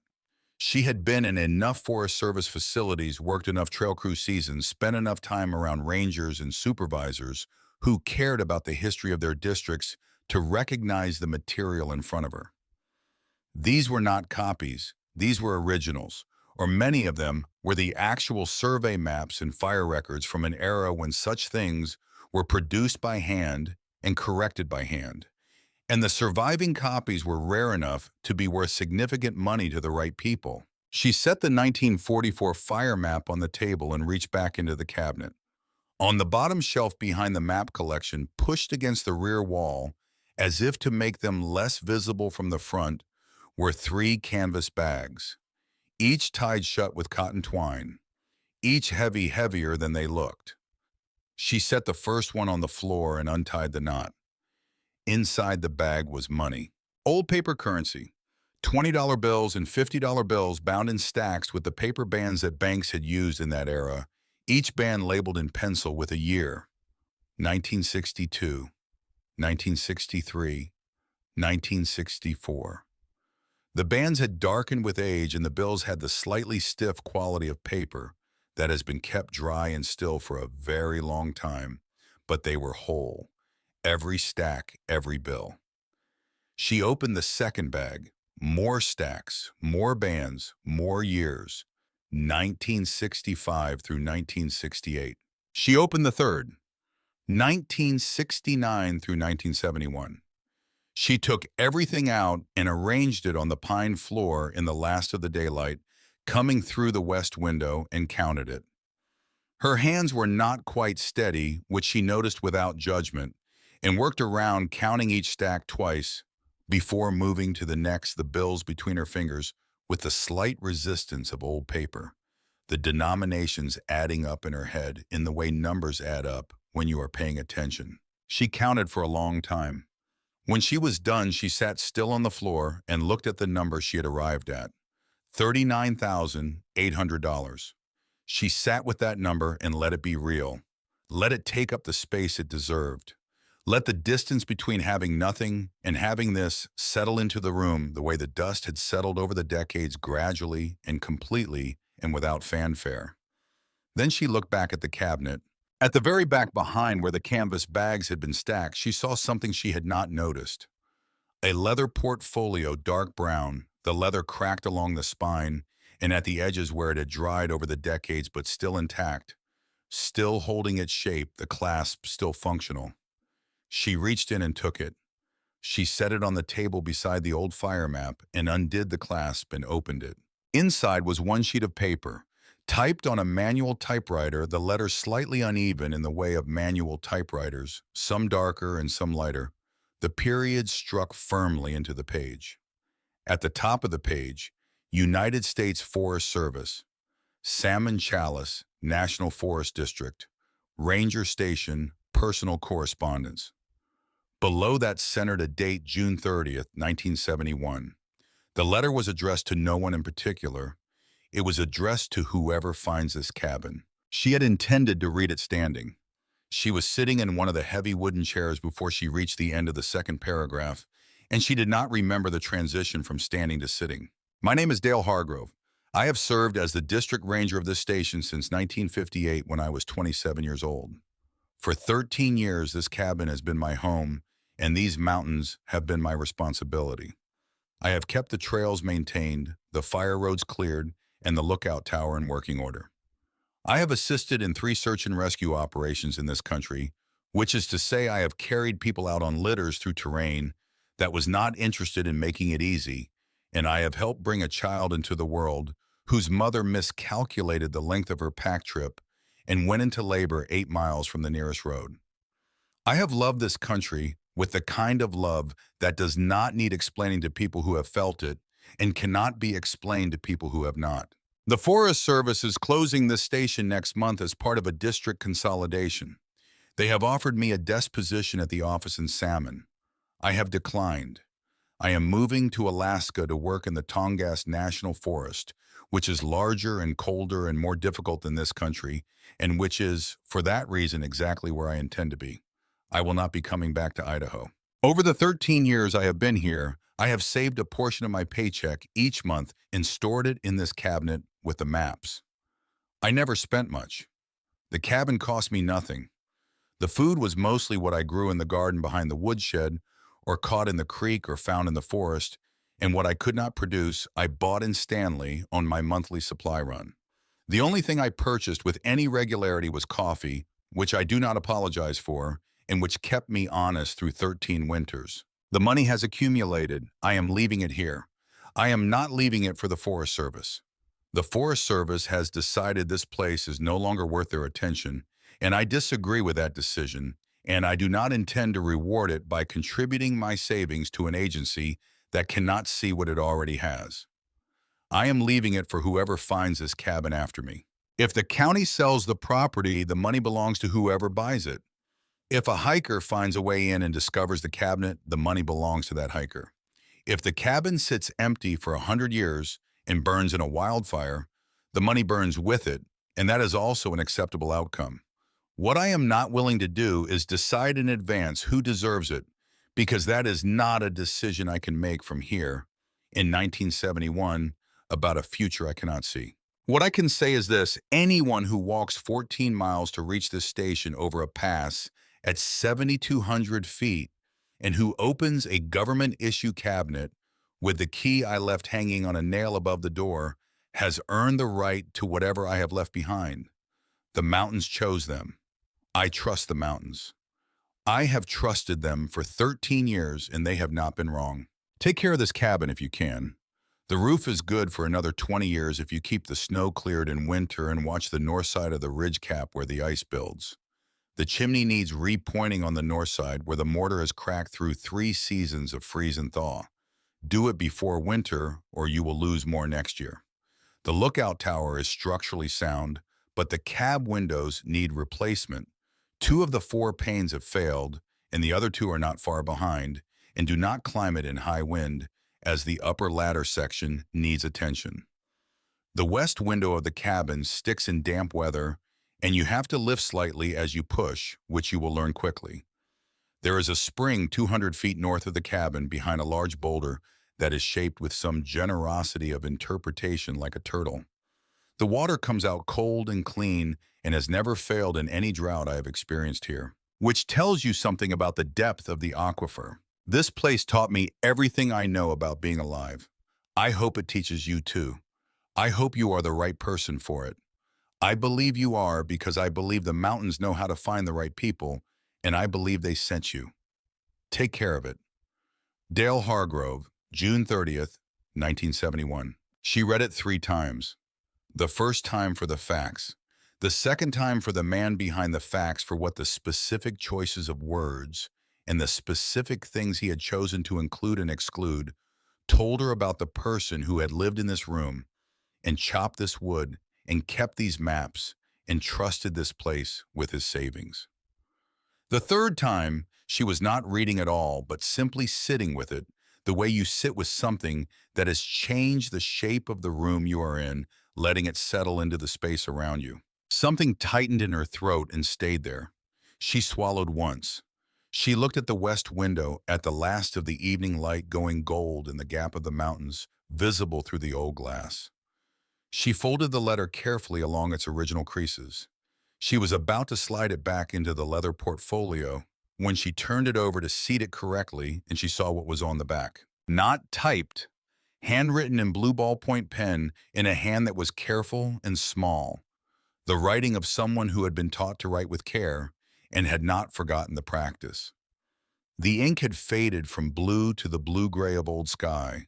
It had the quality of something added at the last moment, a decision made after the formal letter was done, and folded a thing the writer could not leave unsaid, but had not known how to include in the formal text. She read it. It said, "I met a young woman once in the summer of 1988 passing through Stanley on her way back east after a season working odd jobs in the valley. She came into the valley kitchen at dinner time and sat at the counter, and we talked for 3 hours, which is longer than I have talked to anyone in a single sitting for years. She asked me about these mountains with the kind of questions that are not really questions, the kind that already contain the answer and are only asking for confirmation. She had a road atlas open on the counter between us, and I sketched a rough map on the inside of the front cover. These mountains, this trail, this station, because she asked me to, and because she understood what I was describing in the way that very few people understand without having been there. I asked the diner cook to take her photograph. It cost me $3 and I would have paid $30. Her name was Nora. I am sorry I never came back from Alaska to tell her more. If you knew her, hello, and thank you for being here." Wren set the letter down on the table. She looked at it lying there on the old pine surface in the failing light. She understood now who DH was. She understood now what SC meant and why her mother had drawn the X on the inside of a road atlas and kept it there for 35 years without explaining it to anyone. She understood now why Hazel Ingram had asked Helen at the county office to call her when someone bought the listing, though she did not yet know all of what that understanding contained. The feeling that moved through her was not like anything she had a name for. It was larger than surprise and more complex than grief and different from happiness. A combination of all three and something beyond them. The feeling of standing in a place that you discover has been expecting you, not in the miraculous sense, but in the accumulated decision sense, in the sense of a thread of choices made by people who never knew each other, connecting across decades to arrive at this. A woman sitting alone in a mountain cabin at the end of a long day, reading her mother's name on the back of a stranger's letter. She sat for a very long time. Outside, the raven called once more from the dark timber and then fell silent. The creek ran over its stones below the clearing. The last light left the sky above the peaks and the stars began to appear. The first ones tentative, and then the rest all at once, the mountain sky doing what it always did, offering everything it had. She did not cry. The feeling was too large for crying. The way very cold water is too cold to feel cold for a moment.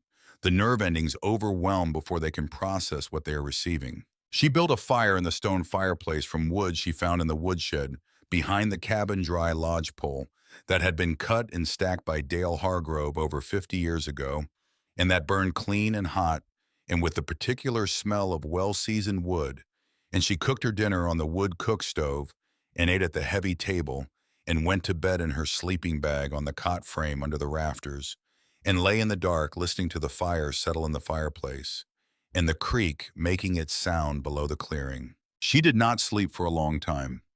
When she finally did, she slept deeply the way you sleep when the thing you have been moving toward for a very long time has finally stopped moving and stayed still.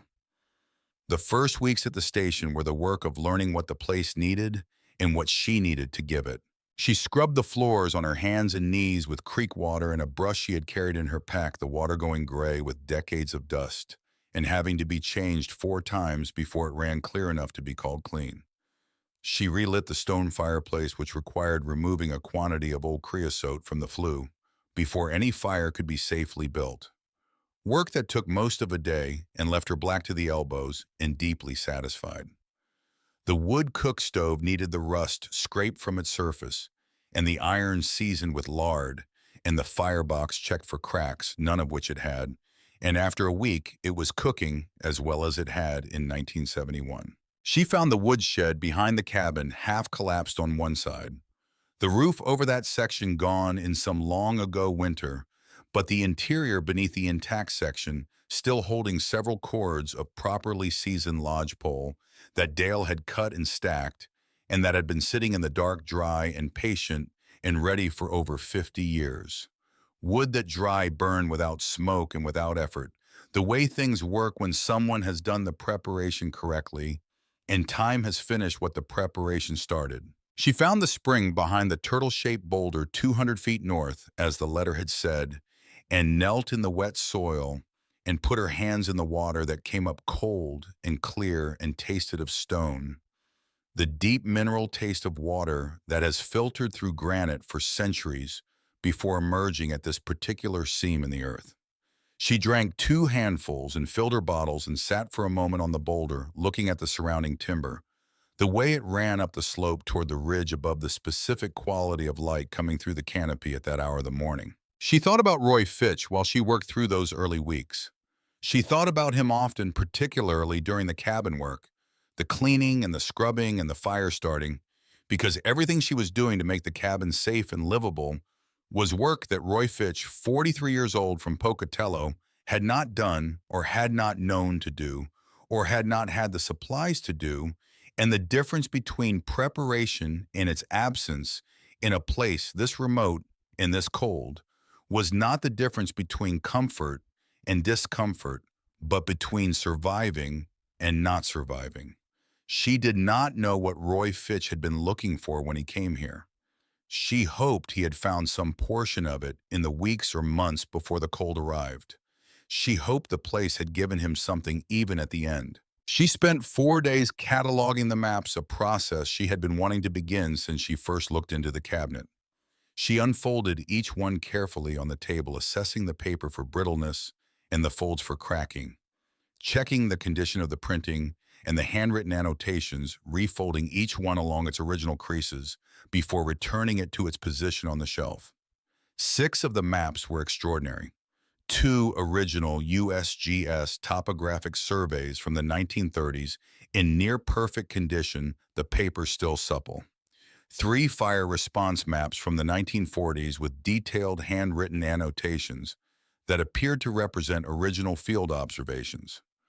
1 hand-drawn route map from 1931 of a mountain corridor that was no longer accessible by any maintained trail, predating the entire modern backcountry trail system in this drainage. She photographed each of the 6 with her phone and wrote detailed condition notes in her field notebook, and then contacted from the payphone at the gas station in Stanley on her next supply run a map dealer in Boise whose name she had found on a cartography website.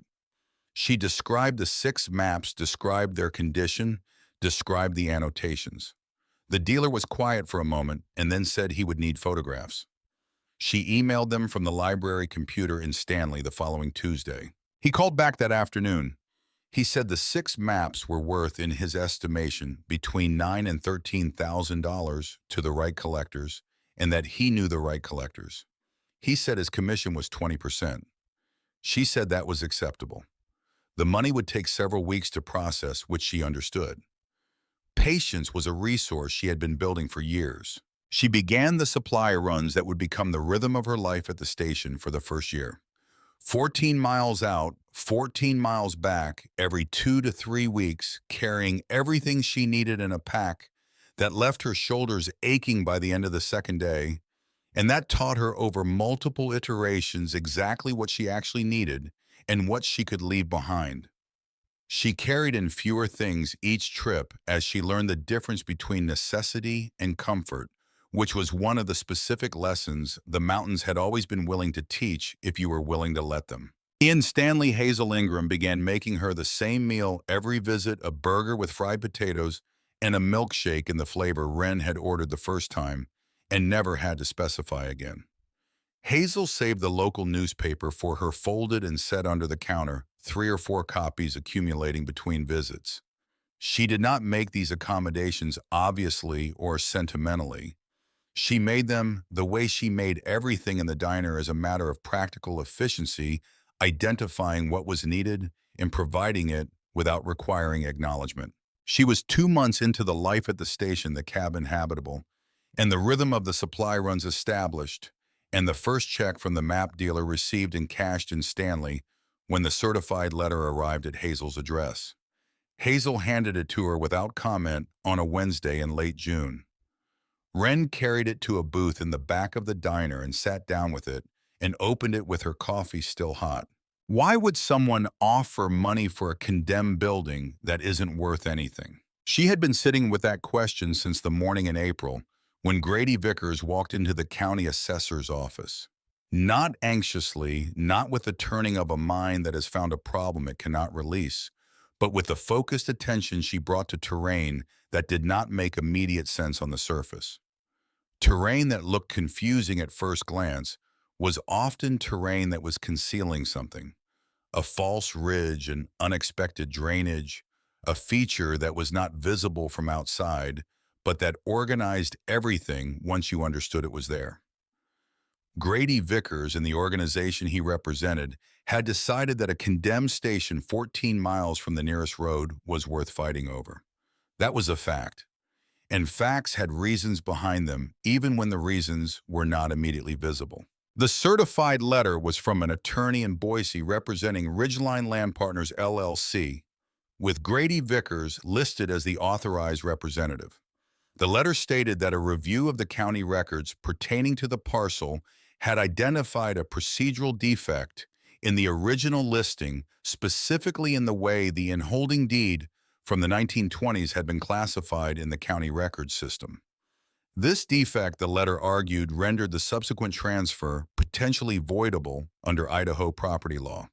She was given 30 days to respond or vacate. She read the letter. She read it again. She read the legal language the way she now read all documents, looking for what was actually there as opposed to what was asserted to be there, looking for the difference between the claim and the evidence for the claim. The claim was a county-level argument about county-level records. The county the letter implied had made an error in how it had classified the parcel. But the letter's entire argument rested on the premise that the county had the authority to classify the parcel in the first place.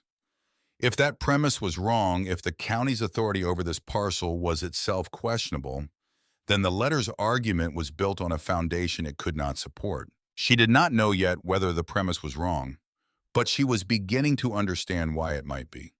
And she was beginning to understand what she needed to find to answer the question. She finished her coffee. She folded the letter. She thanked Hazel and put on her pack and walked out into the Stanley afternoon. She had 14 miles to walk back to the cabin. She started walking. The mountains were the same in every direction they had always been.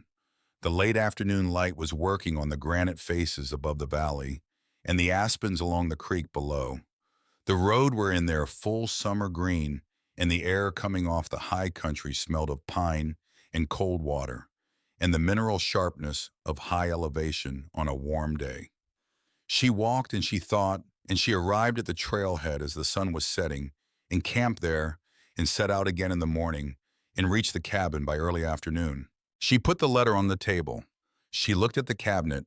She looked at the maps stacked on the shelves inside it, each one labeled in Dale Hargrove's small, precise hand, each one a record of something he had known about this country. She started with the maps. She went through them all a second time. She had cataloged them for condition on the first pass, assessing each one for historical value, and preservation needs the work of a person trying to understand what she had found. Now she went through them differently, reading the penciled labels not for dates and region designations, but for any notation outside the standard identifying information, any marginal addition, any evidence that Dale Hargrove had put something into these records that was not part of the official label. She worked through the cabinet shelf by shelf, unfolding and refolding, with the patience that the maps required, not rushing, not letting the urgency of the certified letter change the speed at which careful work needed to happen. The cabin was quiet around her. The fire in the cook stove kept the morning chill manageable. Outside, the creek ran over its stones with the sound it always made, the sound that was both steady and infinitely varied, never quite the same sequence twice. She found it on the 14th map she checked. It was a hand-drawn route sketch, unlabeled by region, showing the drainage system within approximately a 2-mile radius of the station. The main creek, its tributaries, the ridges, the elevation markers at the key points, the locations of the spring and the woodshed, and the outhouse drawn in with thin pencil lines.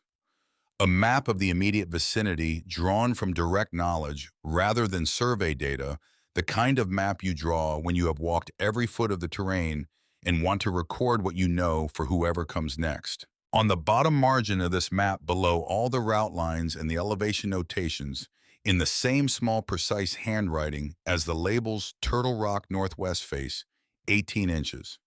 That was all. No explanation, no indication of what was 18 inches below the northwest face of the turtle-shaped boulder. No reason given. Just the note, faint and specific, the kind of notation that meant something to the person who wrote it and trusted itself to mean the same thing to whoever read it. What is it that we owe to the people who loved a place before we ever knew it existed? She carried the question with her to the spring that morning, up the slope to the north of the cabin, through the timber to the boulder that sat in the wet ground at the seam where the water came out of the earth. She had been coming to this spring every day since she arrived, filling her bottles, drinking from her hands, sitting sometimes on the flat upper surface of the boulder and looking up at the ridge above. She knew the rock's shape and weight, and the way the light hit it in the morning, and the way the moss grew around its base in the zone of constant moisture. She stood at the northwest face and looked at the ground. The soil at the base of the rock was dark with the perpetual damp of the spring, and in that dark soil grew a dense border of moss and sedge that had been growing undisturbed long enough to look established. The kind of ground cover that does not announce its own age, but reveals it if you know what to look for. 18 inches from what she estimated as true northwest measured along the face of the boulder, the soil had a quality under her hands that was different from the surrounding soil. Not dramatically different, not visibly different. The kind of difference you feel rather than see, a slight variation in compaction, a subtle change in how the soil responded to pressure. The difference between ground that has been disturbed in the past century and ground that is not. She got her folding trowel from her pack. She dug carefully and without hurry, the way you dig when you suspect the thing you are looking for may be fragile. At 6 inches, the trowel struck something that produced a sound she had heard before, the flat, closed sound of metal, not the sharp sound of stone. She cleared the soil from around it with her hands working slowly, feeling along the edges until she understood the dimensions of what was there. A rectangular tin box approximately 12 inches by 8, sealed at its edges with what had been wax-dried and contracted over the decades but intact, and wrapped in a piece of oilcloth that was still doing its job. She lifted it out of the ground with both hands and sat back on her heels and held it. It was lighter than the canvas bags of money had been. The weight of paper and the weight that paper accumulates when it is old and dense and has been kept for a long time, when the pages have had decades to compact and the binding has hardened and the object has become in some sense more solid than it was when new.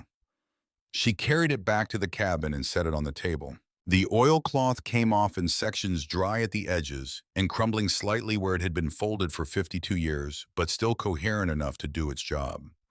The wax seal at the seam had compressed and darkened, but had not cracked, and she worked the lid open with her pocket knife, running the blade around the circumference without forcing it, feeling for the give that told her the seal had been broken, and then the lid released with a soft equalization of air, the breath of a sealed space opening after more than half a century. Inside was a journal, a standard composition notebook with a black and white marbled cover. Dale Hargrove's name in the year 1958 written on the inside front cover, in the same small hand she recognized from the maps in the letter. Beneath the first journal held to it with a rubber band that had long since lost its elasticity and lay in a crumbled ring were two more notebooks covering the subsequent years. And beneath the journals wrapped in its own smaller piece of oilcloth, a bundle of photographs. She set the journals aside and unwrapped the photographs. There were 11 of them. Black and white, the smaller format of the era, printed on paper with a slight curl that decades of being pressed flat had not entirely corrected. Most were of the station or the surrounding mountains, the cabin in summer and winter, the lookout tower from the clearing, the meadow below the pass with wildflowers she could identify even in black and white, a black bear at the clearing's edge, a view from the summit of the peak directly south of the station that she had been planning to climb since she arrived. Two of the photographs showed men in Forest Service uniforms at a work site, a trail clearing operation. She did not recognize both men looking at the camera with the squinting expression of people photographed against bright sun. The 11th photograph was different from all the others. It had been taken indoors in the particular flat light of a flash photograph, in a windowless space, the foreground sharp and the background falling away into gray.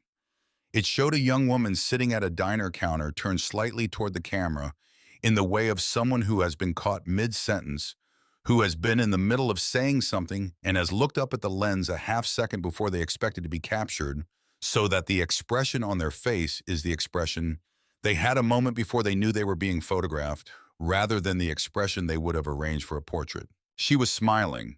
Not a posed smile, not the smile you produce when you know a camera is pointed at you, but the real kind, the kind that comes from the middle of a conversation that is going well, from the pleasure of being engaged with something that interests you, from talking to someone who understands what you are saying. She had a road atlas open on the counter in front of her, just visible at the lower edge of the frame. She was 20 years old in the photograph. Wren knew this the way she knew the routes she had walked so many times, that the knowledge had moved from information to instinct, the way familiar things are known without the effort of knowing. She had grown up looking at photographs of her mother at various ages, and the face in this photograph was unmistakably the face of Nora Calloway. At 20, the specific angle of the jaw, the particular expression of concentrated attention, the quality of presence that her mother had always carried, and that no photograph ever fully captured, but that this one had come closer than most. She turned the photograph over. On the back, in Dale Hargrove's small, precise hand in blue ballpoint that matched the ink on the back of the letter Nora. She asked the right questions. Summer 1988. 3 words and a date and a sentence, and what they contained was everything. He had taken her photograph. He had kept it.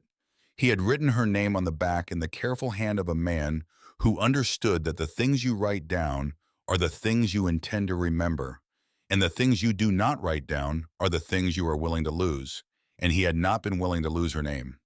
Wren set the photograph on the table face up and sat with it for a long time. The morning light was working on the pine floor around her, moving in the slow diagonal of late morning sun through the west window, and the fire in the cook stove had settled to coals that would need feeding in another hour, and the creek made its sound below the clearing, and she sat in the chair at the heavy table with the photograph of her mother at 20 years old, looking up at her from the pine surface. And she felt the weight of what had happened here, all of it, the whole accumulated weight of the decisions in the years, in the keeping and the burying and the finding. Something tightened across her chest, a pressure that was not physical, or not only physical, that had no precise anatomical location, but was entirely real and entirely present.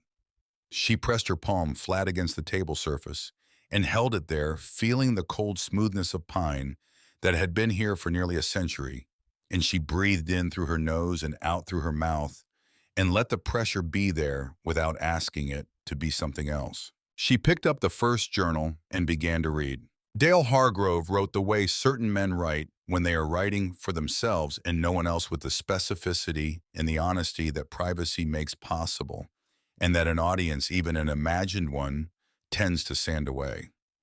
He wrote about the work in detail, the daily specifics of maintaining a remote station, the practical problems and their solutions, and the occasional failures and what he learned from them.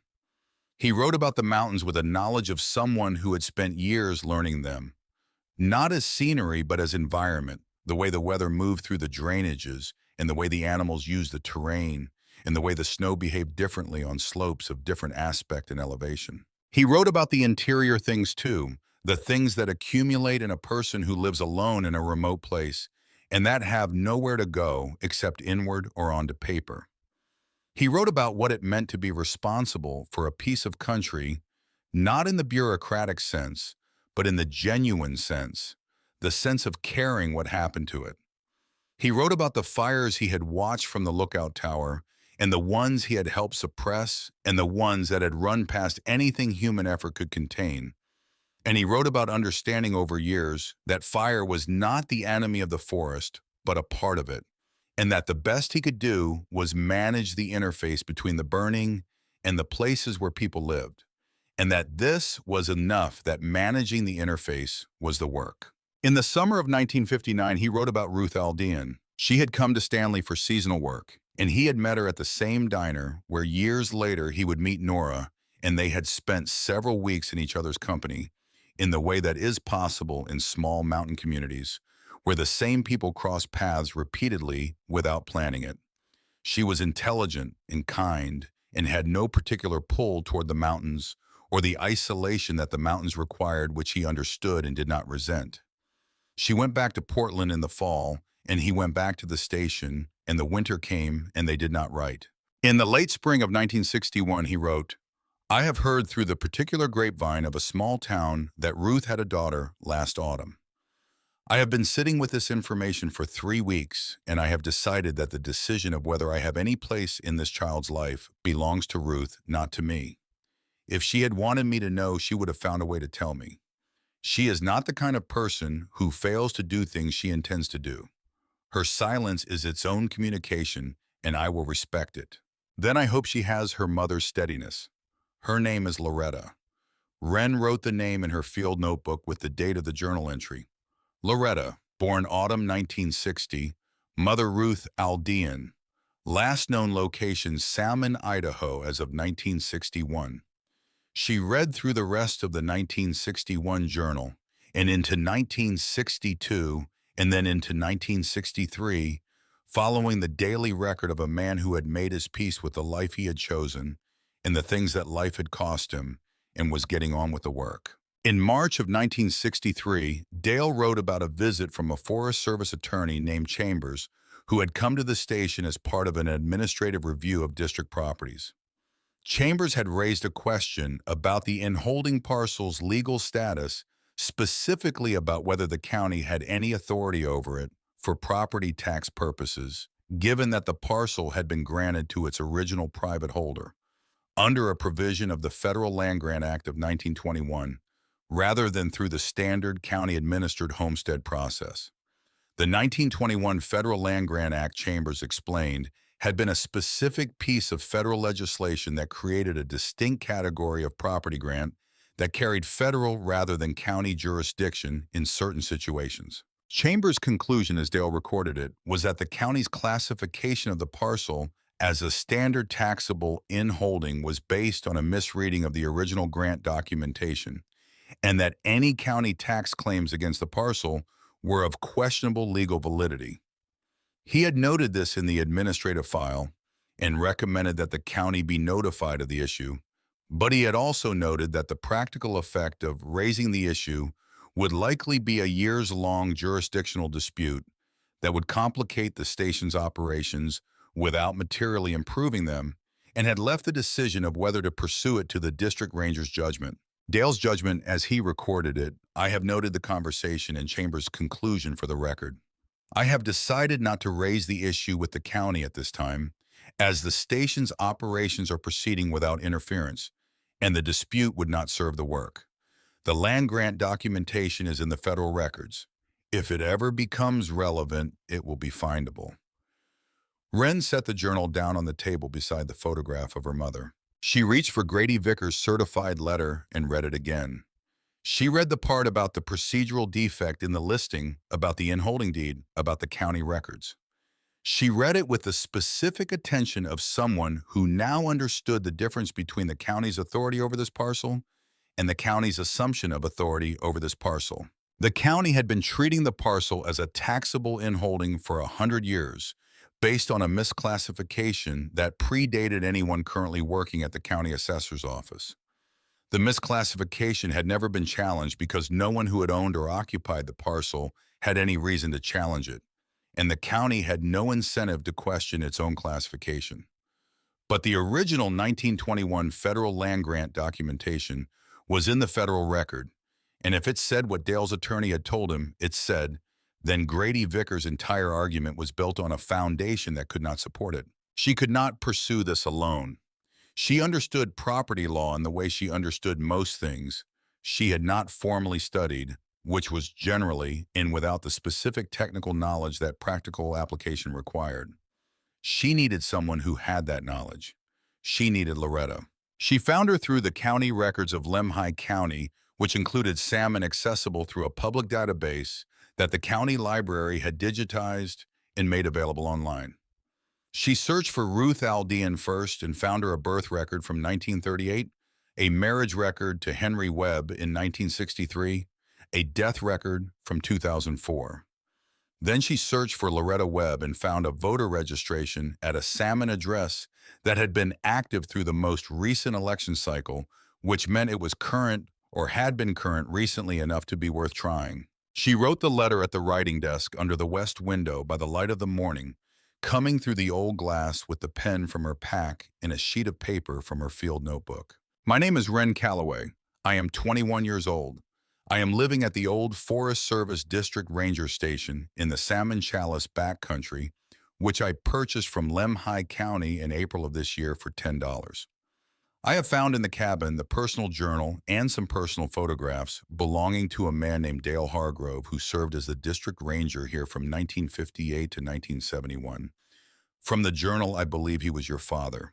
I believe you should know that this place existed and that he kept a record of his time here that says some things about you.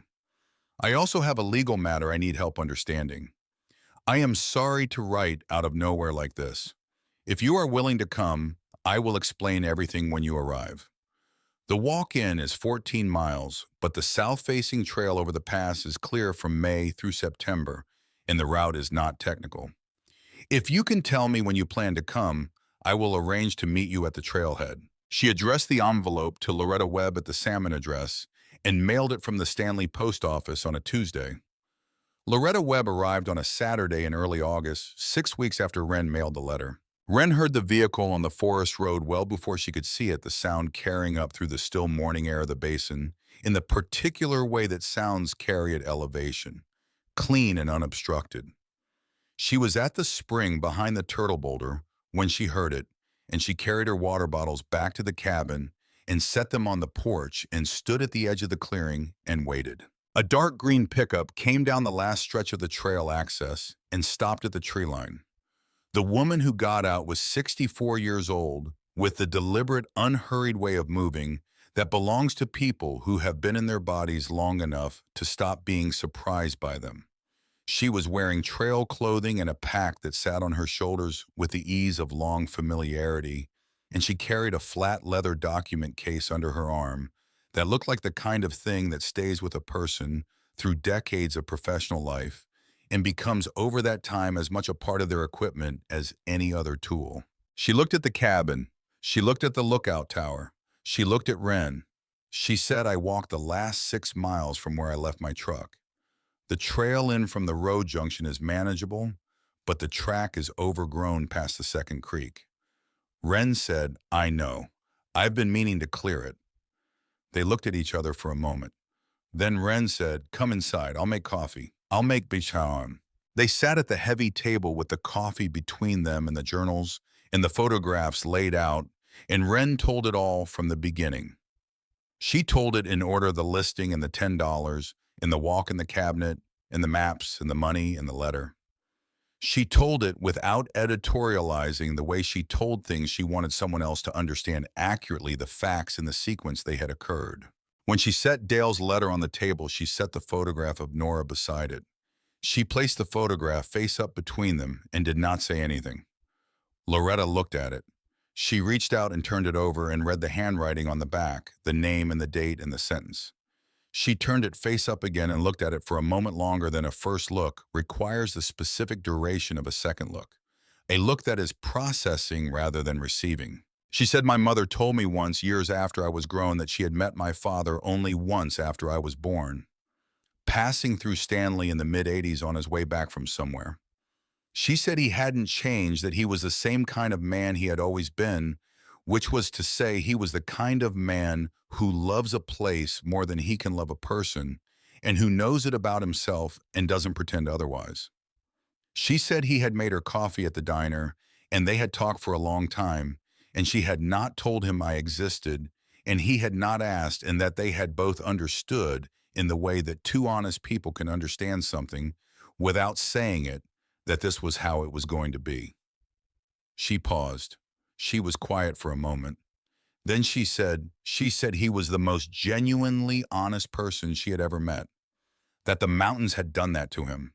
She meant it as a compliment. She looked at the letter. She said, "May I?" Wren said yes. Loretta read the letter. She read it with the deliberate attention of someone who reads documents for a living, or who once did and who has not lost the habit. She read the whole letter, and then she turned it over and read what was on the back. And then she set it on the table and looked at the west window and the light coming through the old glass. She said, "I'm a retired property attorney. Land rights in Idaho for 31 years, mostly rural, mostly contested title cases. When I read your letter and you mentioned a federal land grant from the 1920s, I went to the Bureau of Land Management online archive before I drove up here." She opened the document case and took out a printed set of papers neatly organized and flagged with small adhesive tabs. She said, "The original 1921 grant is in the federal record exactly where your ranger's journal said it would be. The grant document establishes this parcel under Section 7 of the Federal Land Grant Act of 1921, which created a specific category of private inholding within federal forest boundaries, where the granting authority was and remained federal rather than county. The county's classification of this parcel as a standard taxable inholding was an error that was made at the time the original family sold the property to the next holder somewhere around 1935, when the county assessor misread the grant type and entered it in the county system as a standard private parcel. That misclassification has been carried forward ever since. It was never corrected because no one who held the property had reason to challenge it." She set the papers on the table. She said, "Grady Vickers and Ridgeline Land Partners have built their entire argument on the county records. But the county records are based on a misclassification of a federal document. You cannot correct a county error by appealing to the county records that contain the error. What you can do is go to the federal record that predates and supersedes the county record, which is what I intend to do." She said, "I can file a quiet title action in federal district court in Boise within 2 weeks. It will take several months to resolve, but on the merits, it is not a close question. The 1921 grant is clear and the chain of documentation is complete. Ridgeline Land Partners has nothing." Wren looked at the papers. She looked at Loretta. She said, "What do you need from me?" Loretta said, "I need your authorization to represent you. I need your copies of the county transfer documents. I need the journal entry where your ranger recorded the conversation with the Forest Service attorney in 1963. And I need your agreement that you will let the legal process run its course without taking any action on your own that might complicate the proceedings." Wren said all of that was easy to provide. Loretta looked at her for a moment. She said, "I need to say something. I'm not doing this as a favor. I'm not doing it out of sentiment about my father or about the cabin or about any of the things I have just read in that letter. I'm doing it because the law, as I understand it, says that this property belongs to whoever found it and bought it for $10, and that person is you, and the people trying to take it from you do not have a legal basis for doing so. That's what I'm here to address. Then she said, I'm also doing it because my father buried that journal under a rock and trusted someone to find it. And you did. She picked up her coffee cup and finished it. She said I should have another look at those maps in the cabinet. The ones you described as pre-modern trail system route maps. I have some thoughts about where they might end up that would benefit you. They drove to the county seat together 3 weeks later. Loretta having arranged the meeting through the formal channels that formal channels require, and the drive down from Stanley was quiet, in the way of two people who do not need to talk to know what they are doing and why. Grady Vickers was already there when they arrived, seated at the conference table in the county attorney's office with his own attorney, a younger man who was reading documents on a tablet with the focused attention of someone who had been told this would be straightforward and is beginning to revise that assessment.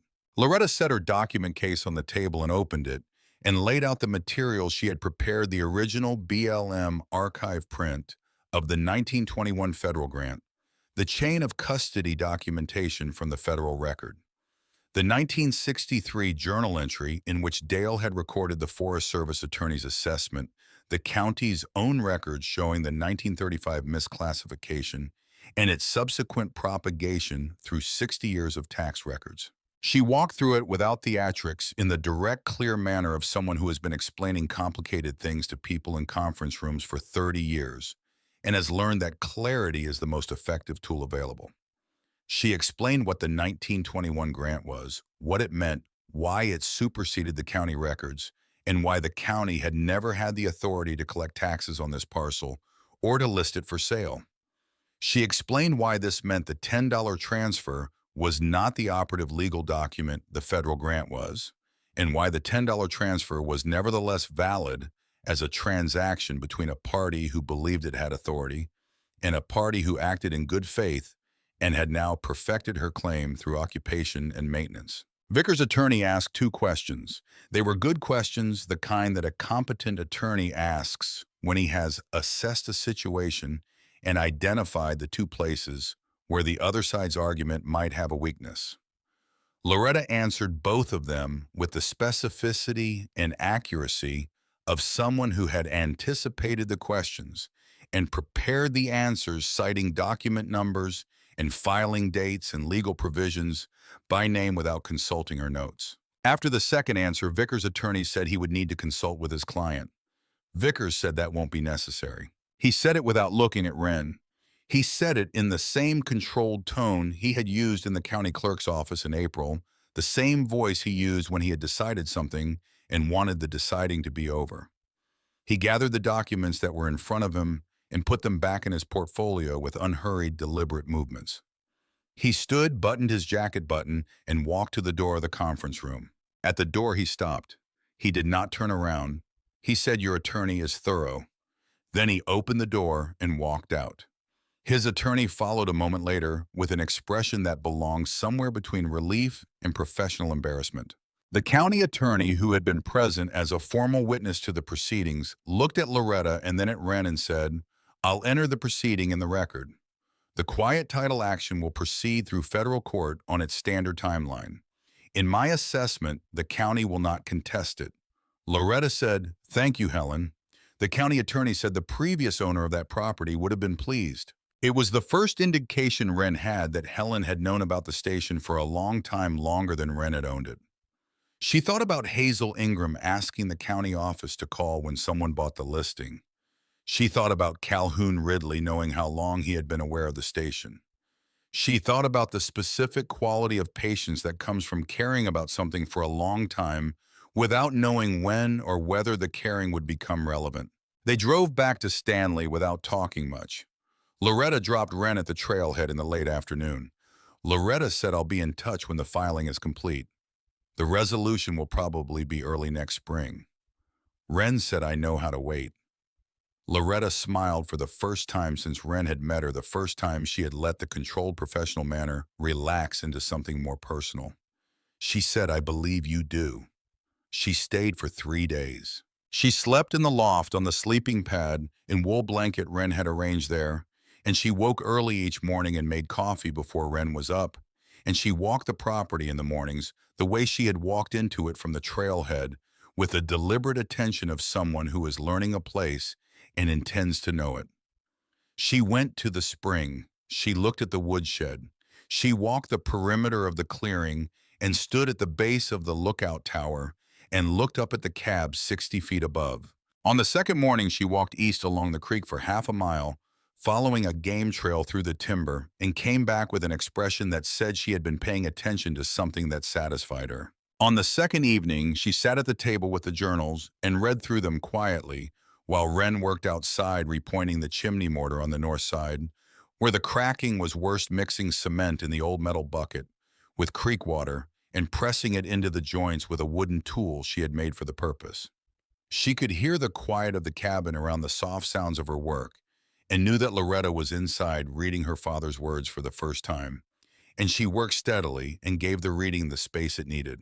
She was on the porch cleaning the trowel when she heard Loretta stop. She heard the specific quality of a silence that has changed the way a room changes when the person inside it has found something that makes them stop moving. Then she heard nothing for a while, and she finished cleaning the trowel and set it on the porch railing and waited. Loretta came to the door. She was holding the third journal open in both hands, open near the end, near the last entries from June of 1971. She held it the way you hold something fragile with more care than the physical weight of the object requires. She said, "There's something in here." She walked to the porch and sat in the second chair and held the journal toward Wren. Pressed between two pages near the journal's end, in the section dated summer 1971, was a flower. A glacier lily pressed flat by the decades of the closed journal resting on it. Its yellow color faded to the pale ivory of old paper, but its form intact, the petals still holding the memory of the shape they had been in when they were pressed. The stem still present, the whole thing reduced in color and dimension, but essentially itself. On the page beneath the flower, not part of the journal's main text, but written in the margin in the careful blue ink of Dale's private hand, for the girl at the diner. Summer 1988. Loretta looked at the pressed flower in her palm. She looked at the photograph of Nora that was still on the table inside, visible through the open door, the 20-year-old woman at the counter with the road atlas open in front of her, smiling at something outside the frame. She had kept it for 35 years. She had picked a glacier lily from the meadow below the pass or from the clearing itself where they grew in the wet margins in late spring in the summer after he met Nora at the diner. He had pressed it between the pages of his journal on some evening that year, 1988, when the encounter was still recent enough to be present rather than past, when the girl at the diner was still more immediate than memory. And then he had buried the journal in a tin box under a turtle-shaped boulder and left it there for reasons that were his own reasons, that had something to do with the particular relationship between men who love difficult places and the things they cannot keep, but cannot release the things that go underground because they have nowhere else to go. Loretta set the lily on the table. She set it on the side nearest Wren in the careful way of someone making a deliberate transfer, offering something rather than simply putting it down. She said he kept it 35 years. She said it quietly without inflection as a statement of measurement, the way measurements are sometimes more powerful than any interpretation of them. Wren looked at the lily on the table. She reached out and touched the edge of one petal with the tip of her finger, just barely the way you touch something fragile that you want to know is real. The petal was dry and thin as tissue and completely itself. The pressure across her chest was back, the feeling she had no precise name for, the feeling of something too large for its container. She breathed in through her nose and held the breath for a moment and let it out slowly. She said, "Thank you for finding it." Loretta said, "I almost missed it." The way he pressed it between the pages, flush with the binding, it doesn't show unless you're looking. She went back inside and continued reading. Wren stayed on the porch until the last of the light left the peaks and the first stars came out above the ridge.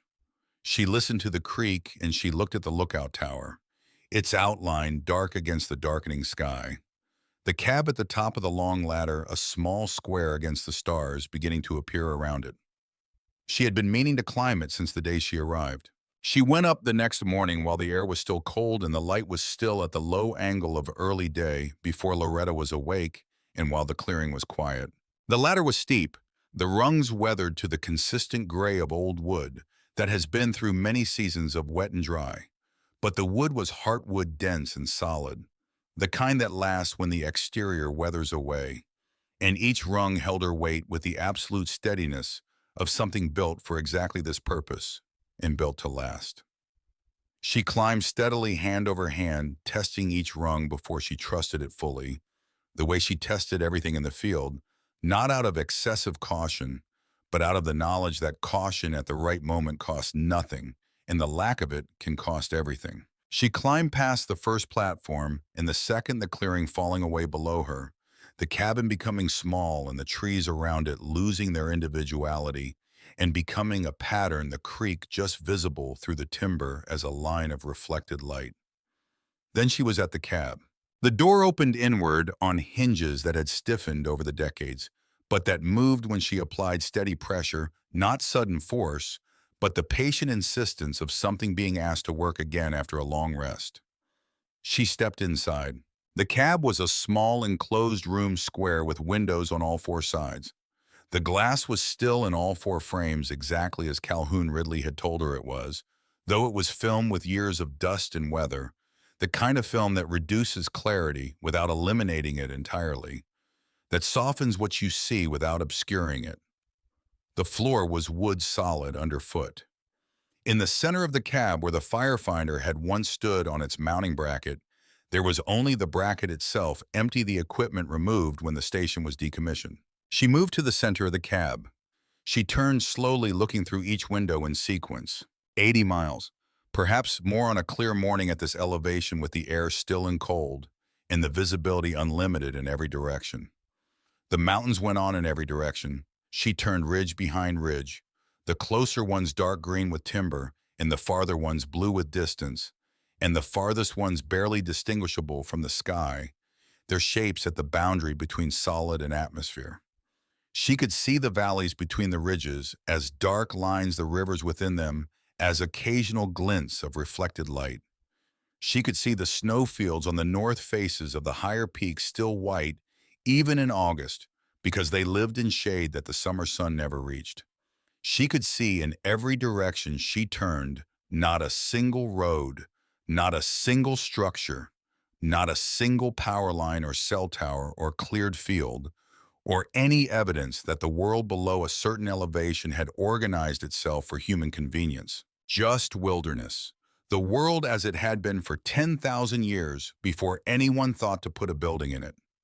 The world as it continued to be here, which was the thing that was so easy to lose track of, inside the systems of roads and electricity and commerce and obligation that human life had constructed for itself. The world that preceded all of that, and that would remain when all of that had finished with itself, was not an abstraction. It was not a theory. It was visible from this window in every direction, 80 miles of it existing without anyone's permission. Have you ever found a place that felt like it had been waiting for you your whole life? She stood in the center of the cab, and she turned one more time, slowly making a complete circle, and when she faced north, she stopped. The highest peaks were to the north, the ones that still held their snowfields in August, the ones that were visible on the clearest days from much farther away than this.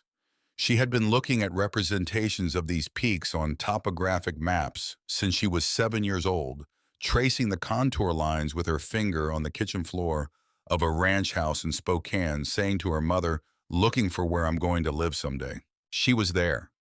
She was standing in the place she had been looking at on maps for 14 years, and the place was real, and the peaks were real, and the creek below was real, and the cabin with its stone fireplace and its heavy wooden table and its empty coat rack by the door was real, and it was hers, or she was its, which was not the same thing, but which felt in this moment like the more accurate description of the relationship. The feeling that had been building in her chest since she first read the letter, since she turned the letter over and read what was on the back, since she sat on the porch that first night and looked at the mountains turning from rose to black above her, since she held the photograph of her mother at 20 years old and understood what it meant that it existed and that it had been here for 35 years, waiting for her, that feeling released. Not partially, not with the restrained partial opening that she had been managing for months, the filling and pulling back, the tightening across the chest, and the deliberate breathing. The whole thing completely the way a season changes when the right day comes and everything that has been holding waits and then does not wait any longer. She stood in the cab at the top of the lookout tower and she cried. She cried for her mother, for Nora, who had drawn a pencil X on the inside cover of a road atlas and kept it for 35 years and never explained it, and had died before Wren could ask what it meant. She cried for Dale Hargrove, who had loved this country with the kind of love that does not need explaining, and who had trusted the mountains with his savings and his faith and his pressed glacier lily, and who had been right to trust them. She cried for the 7-year-old on the kitchen floor with the atlas open in her lap, for the 14-year-old on the bus to the trailhead with the borrowed pack, for the 19-year-old standing in the cemetery in the one good jacket. She cried for the accumulation of years and distances and the specific difficult work of moving towards something when you could not see it yet, when all you had was the knowledge that it was somewhere in the direction you were going. She cried until she was finished, which took a while and required the full use of her sleeve and 2 deep breaths at the end and a moment of standing still with her eyes closed while the wind moved around the cab. Then the wind kept moving and the mountains kept being the mountains, and she was still there, still herself, standing in the cab of the fire lookout tower that Calhoun Ridley had been meaning to fix the bolt on and that she was already planning to fix herself. And the morning was still happening around her with complete indifference to whether she had been crying or not, which was exactly right, which was what she had always loved about mountains. She stayed for a long time. When she came down, Loretta was on the porch with 2 cups of coffee. She handed one to Wren and looked briefly at Wren's face and then looked at the mountains and said nothing, because Loretta was the kind of person who understood that some information does not require a response and some moments are better kept than commented on.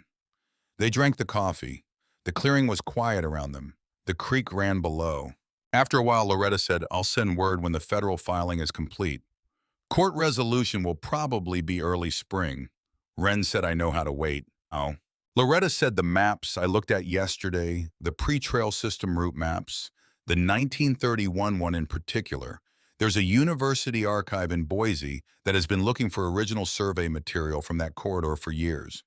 They would pay well for the right to scan and archive it. You would keep the originals.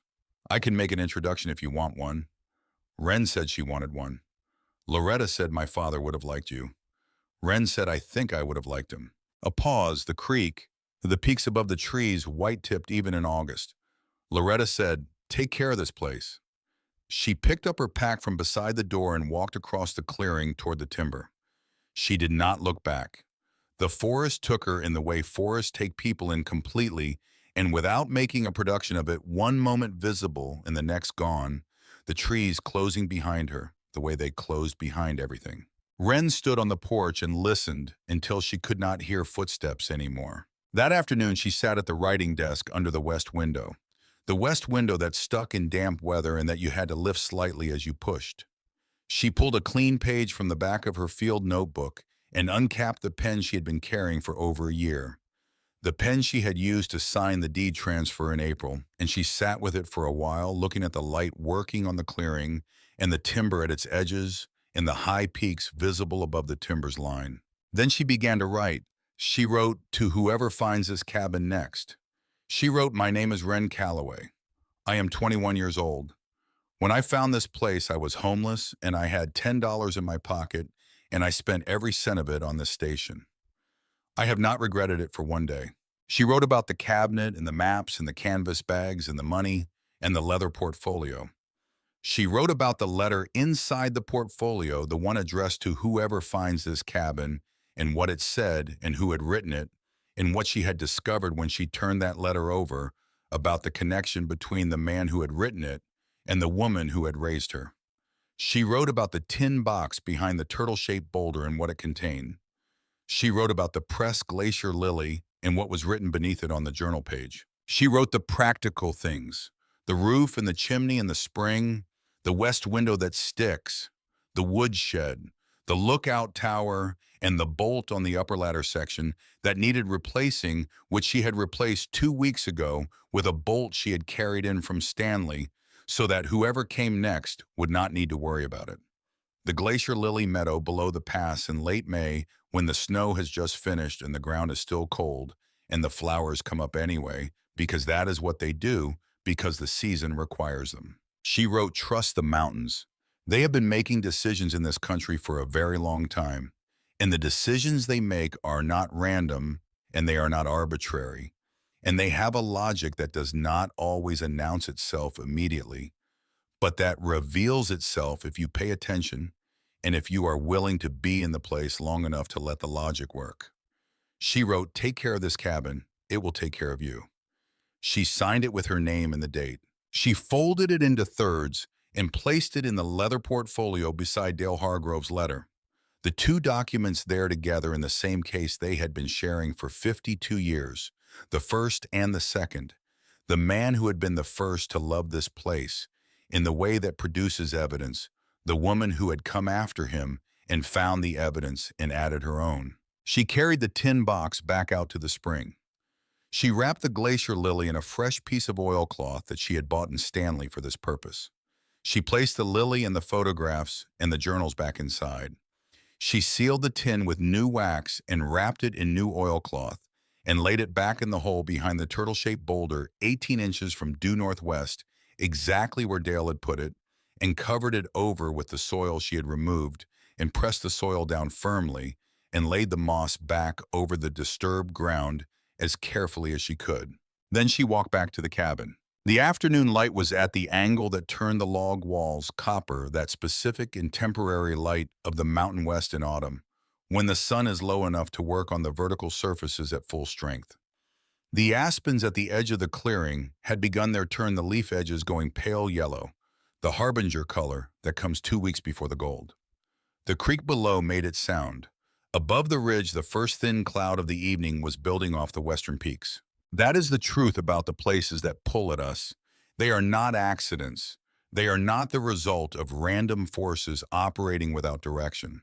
They are the accumulated consequence of every decision that people before us have made in their relationship with that place.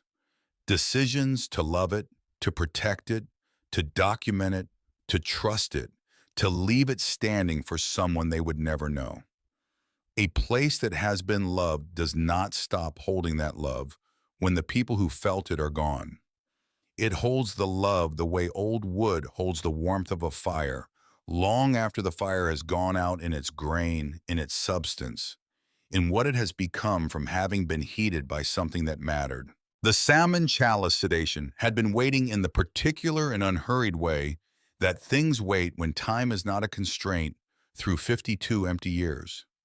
It had been waiting not for anyone, not for a type or a category, but for the specific person who would find it the specific way it was designed to be found. The $10 listing had been sitting on the surplus property page since 2008, and the key had been hanging on the nail since 1971, and the cabinet had been locked since June 30th of that year, and all of it had been waiting together for the person who would walk 14 miles to find it, and who would have the maps in her blood and the wilderness in her feet, and who would sit on the porch of an old cabin in the mountains of Idaho and read a dead man's letter 3 times and turn it over to find her mother's name written on the back. It had waited, and it had not been wrong to wait, and the mountains that had held it through all those winters and springs had been patient in the way that only very old and very large things can be, patient in the way that makes human impatience look like a misunderstanding about how long things actually take. Wren Calloway was 21 years old and homeless. She had $10 to her name, and she spent it on an abandoned ranger station 14 miles from the nearest road in the mountains of central Idaho. It was the best $10 she ever spent.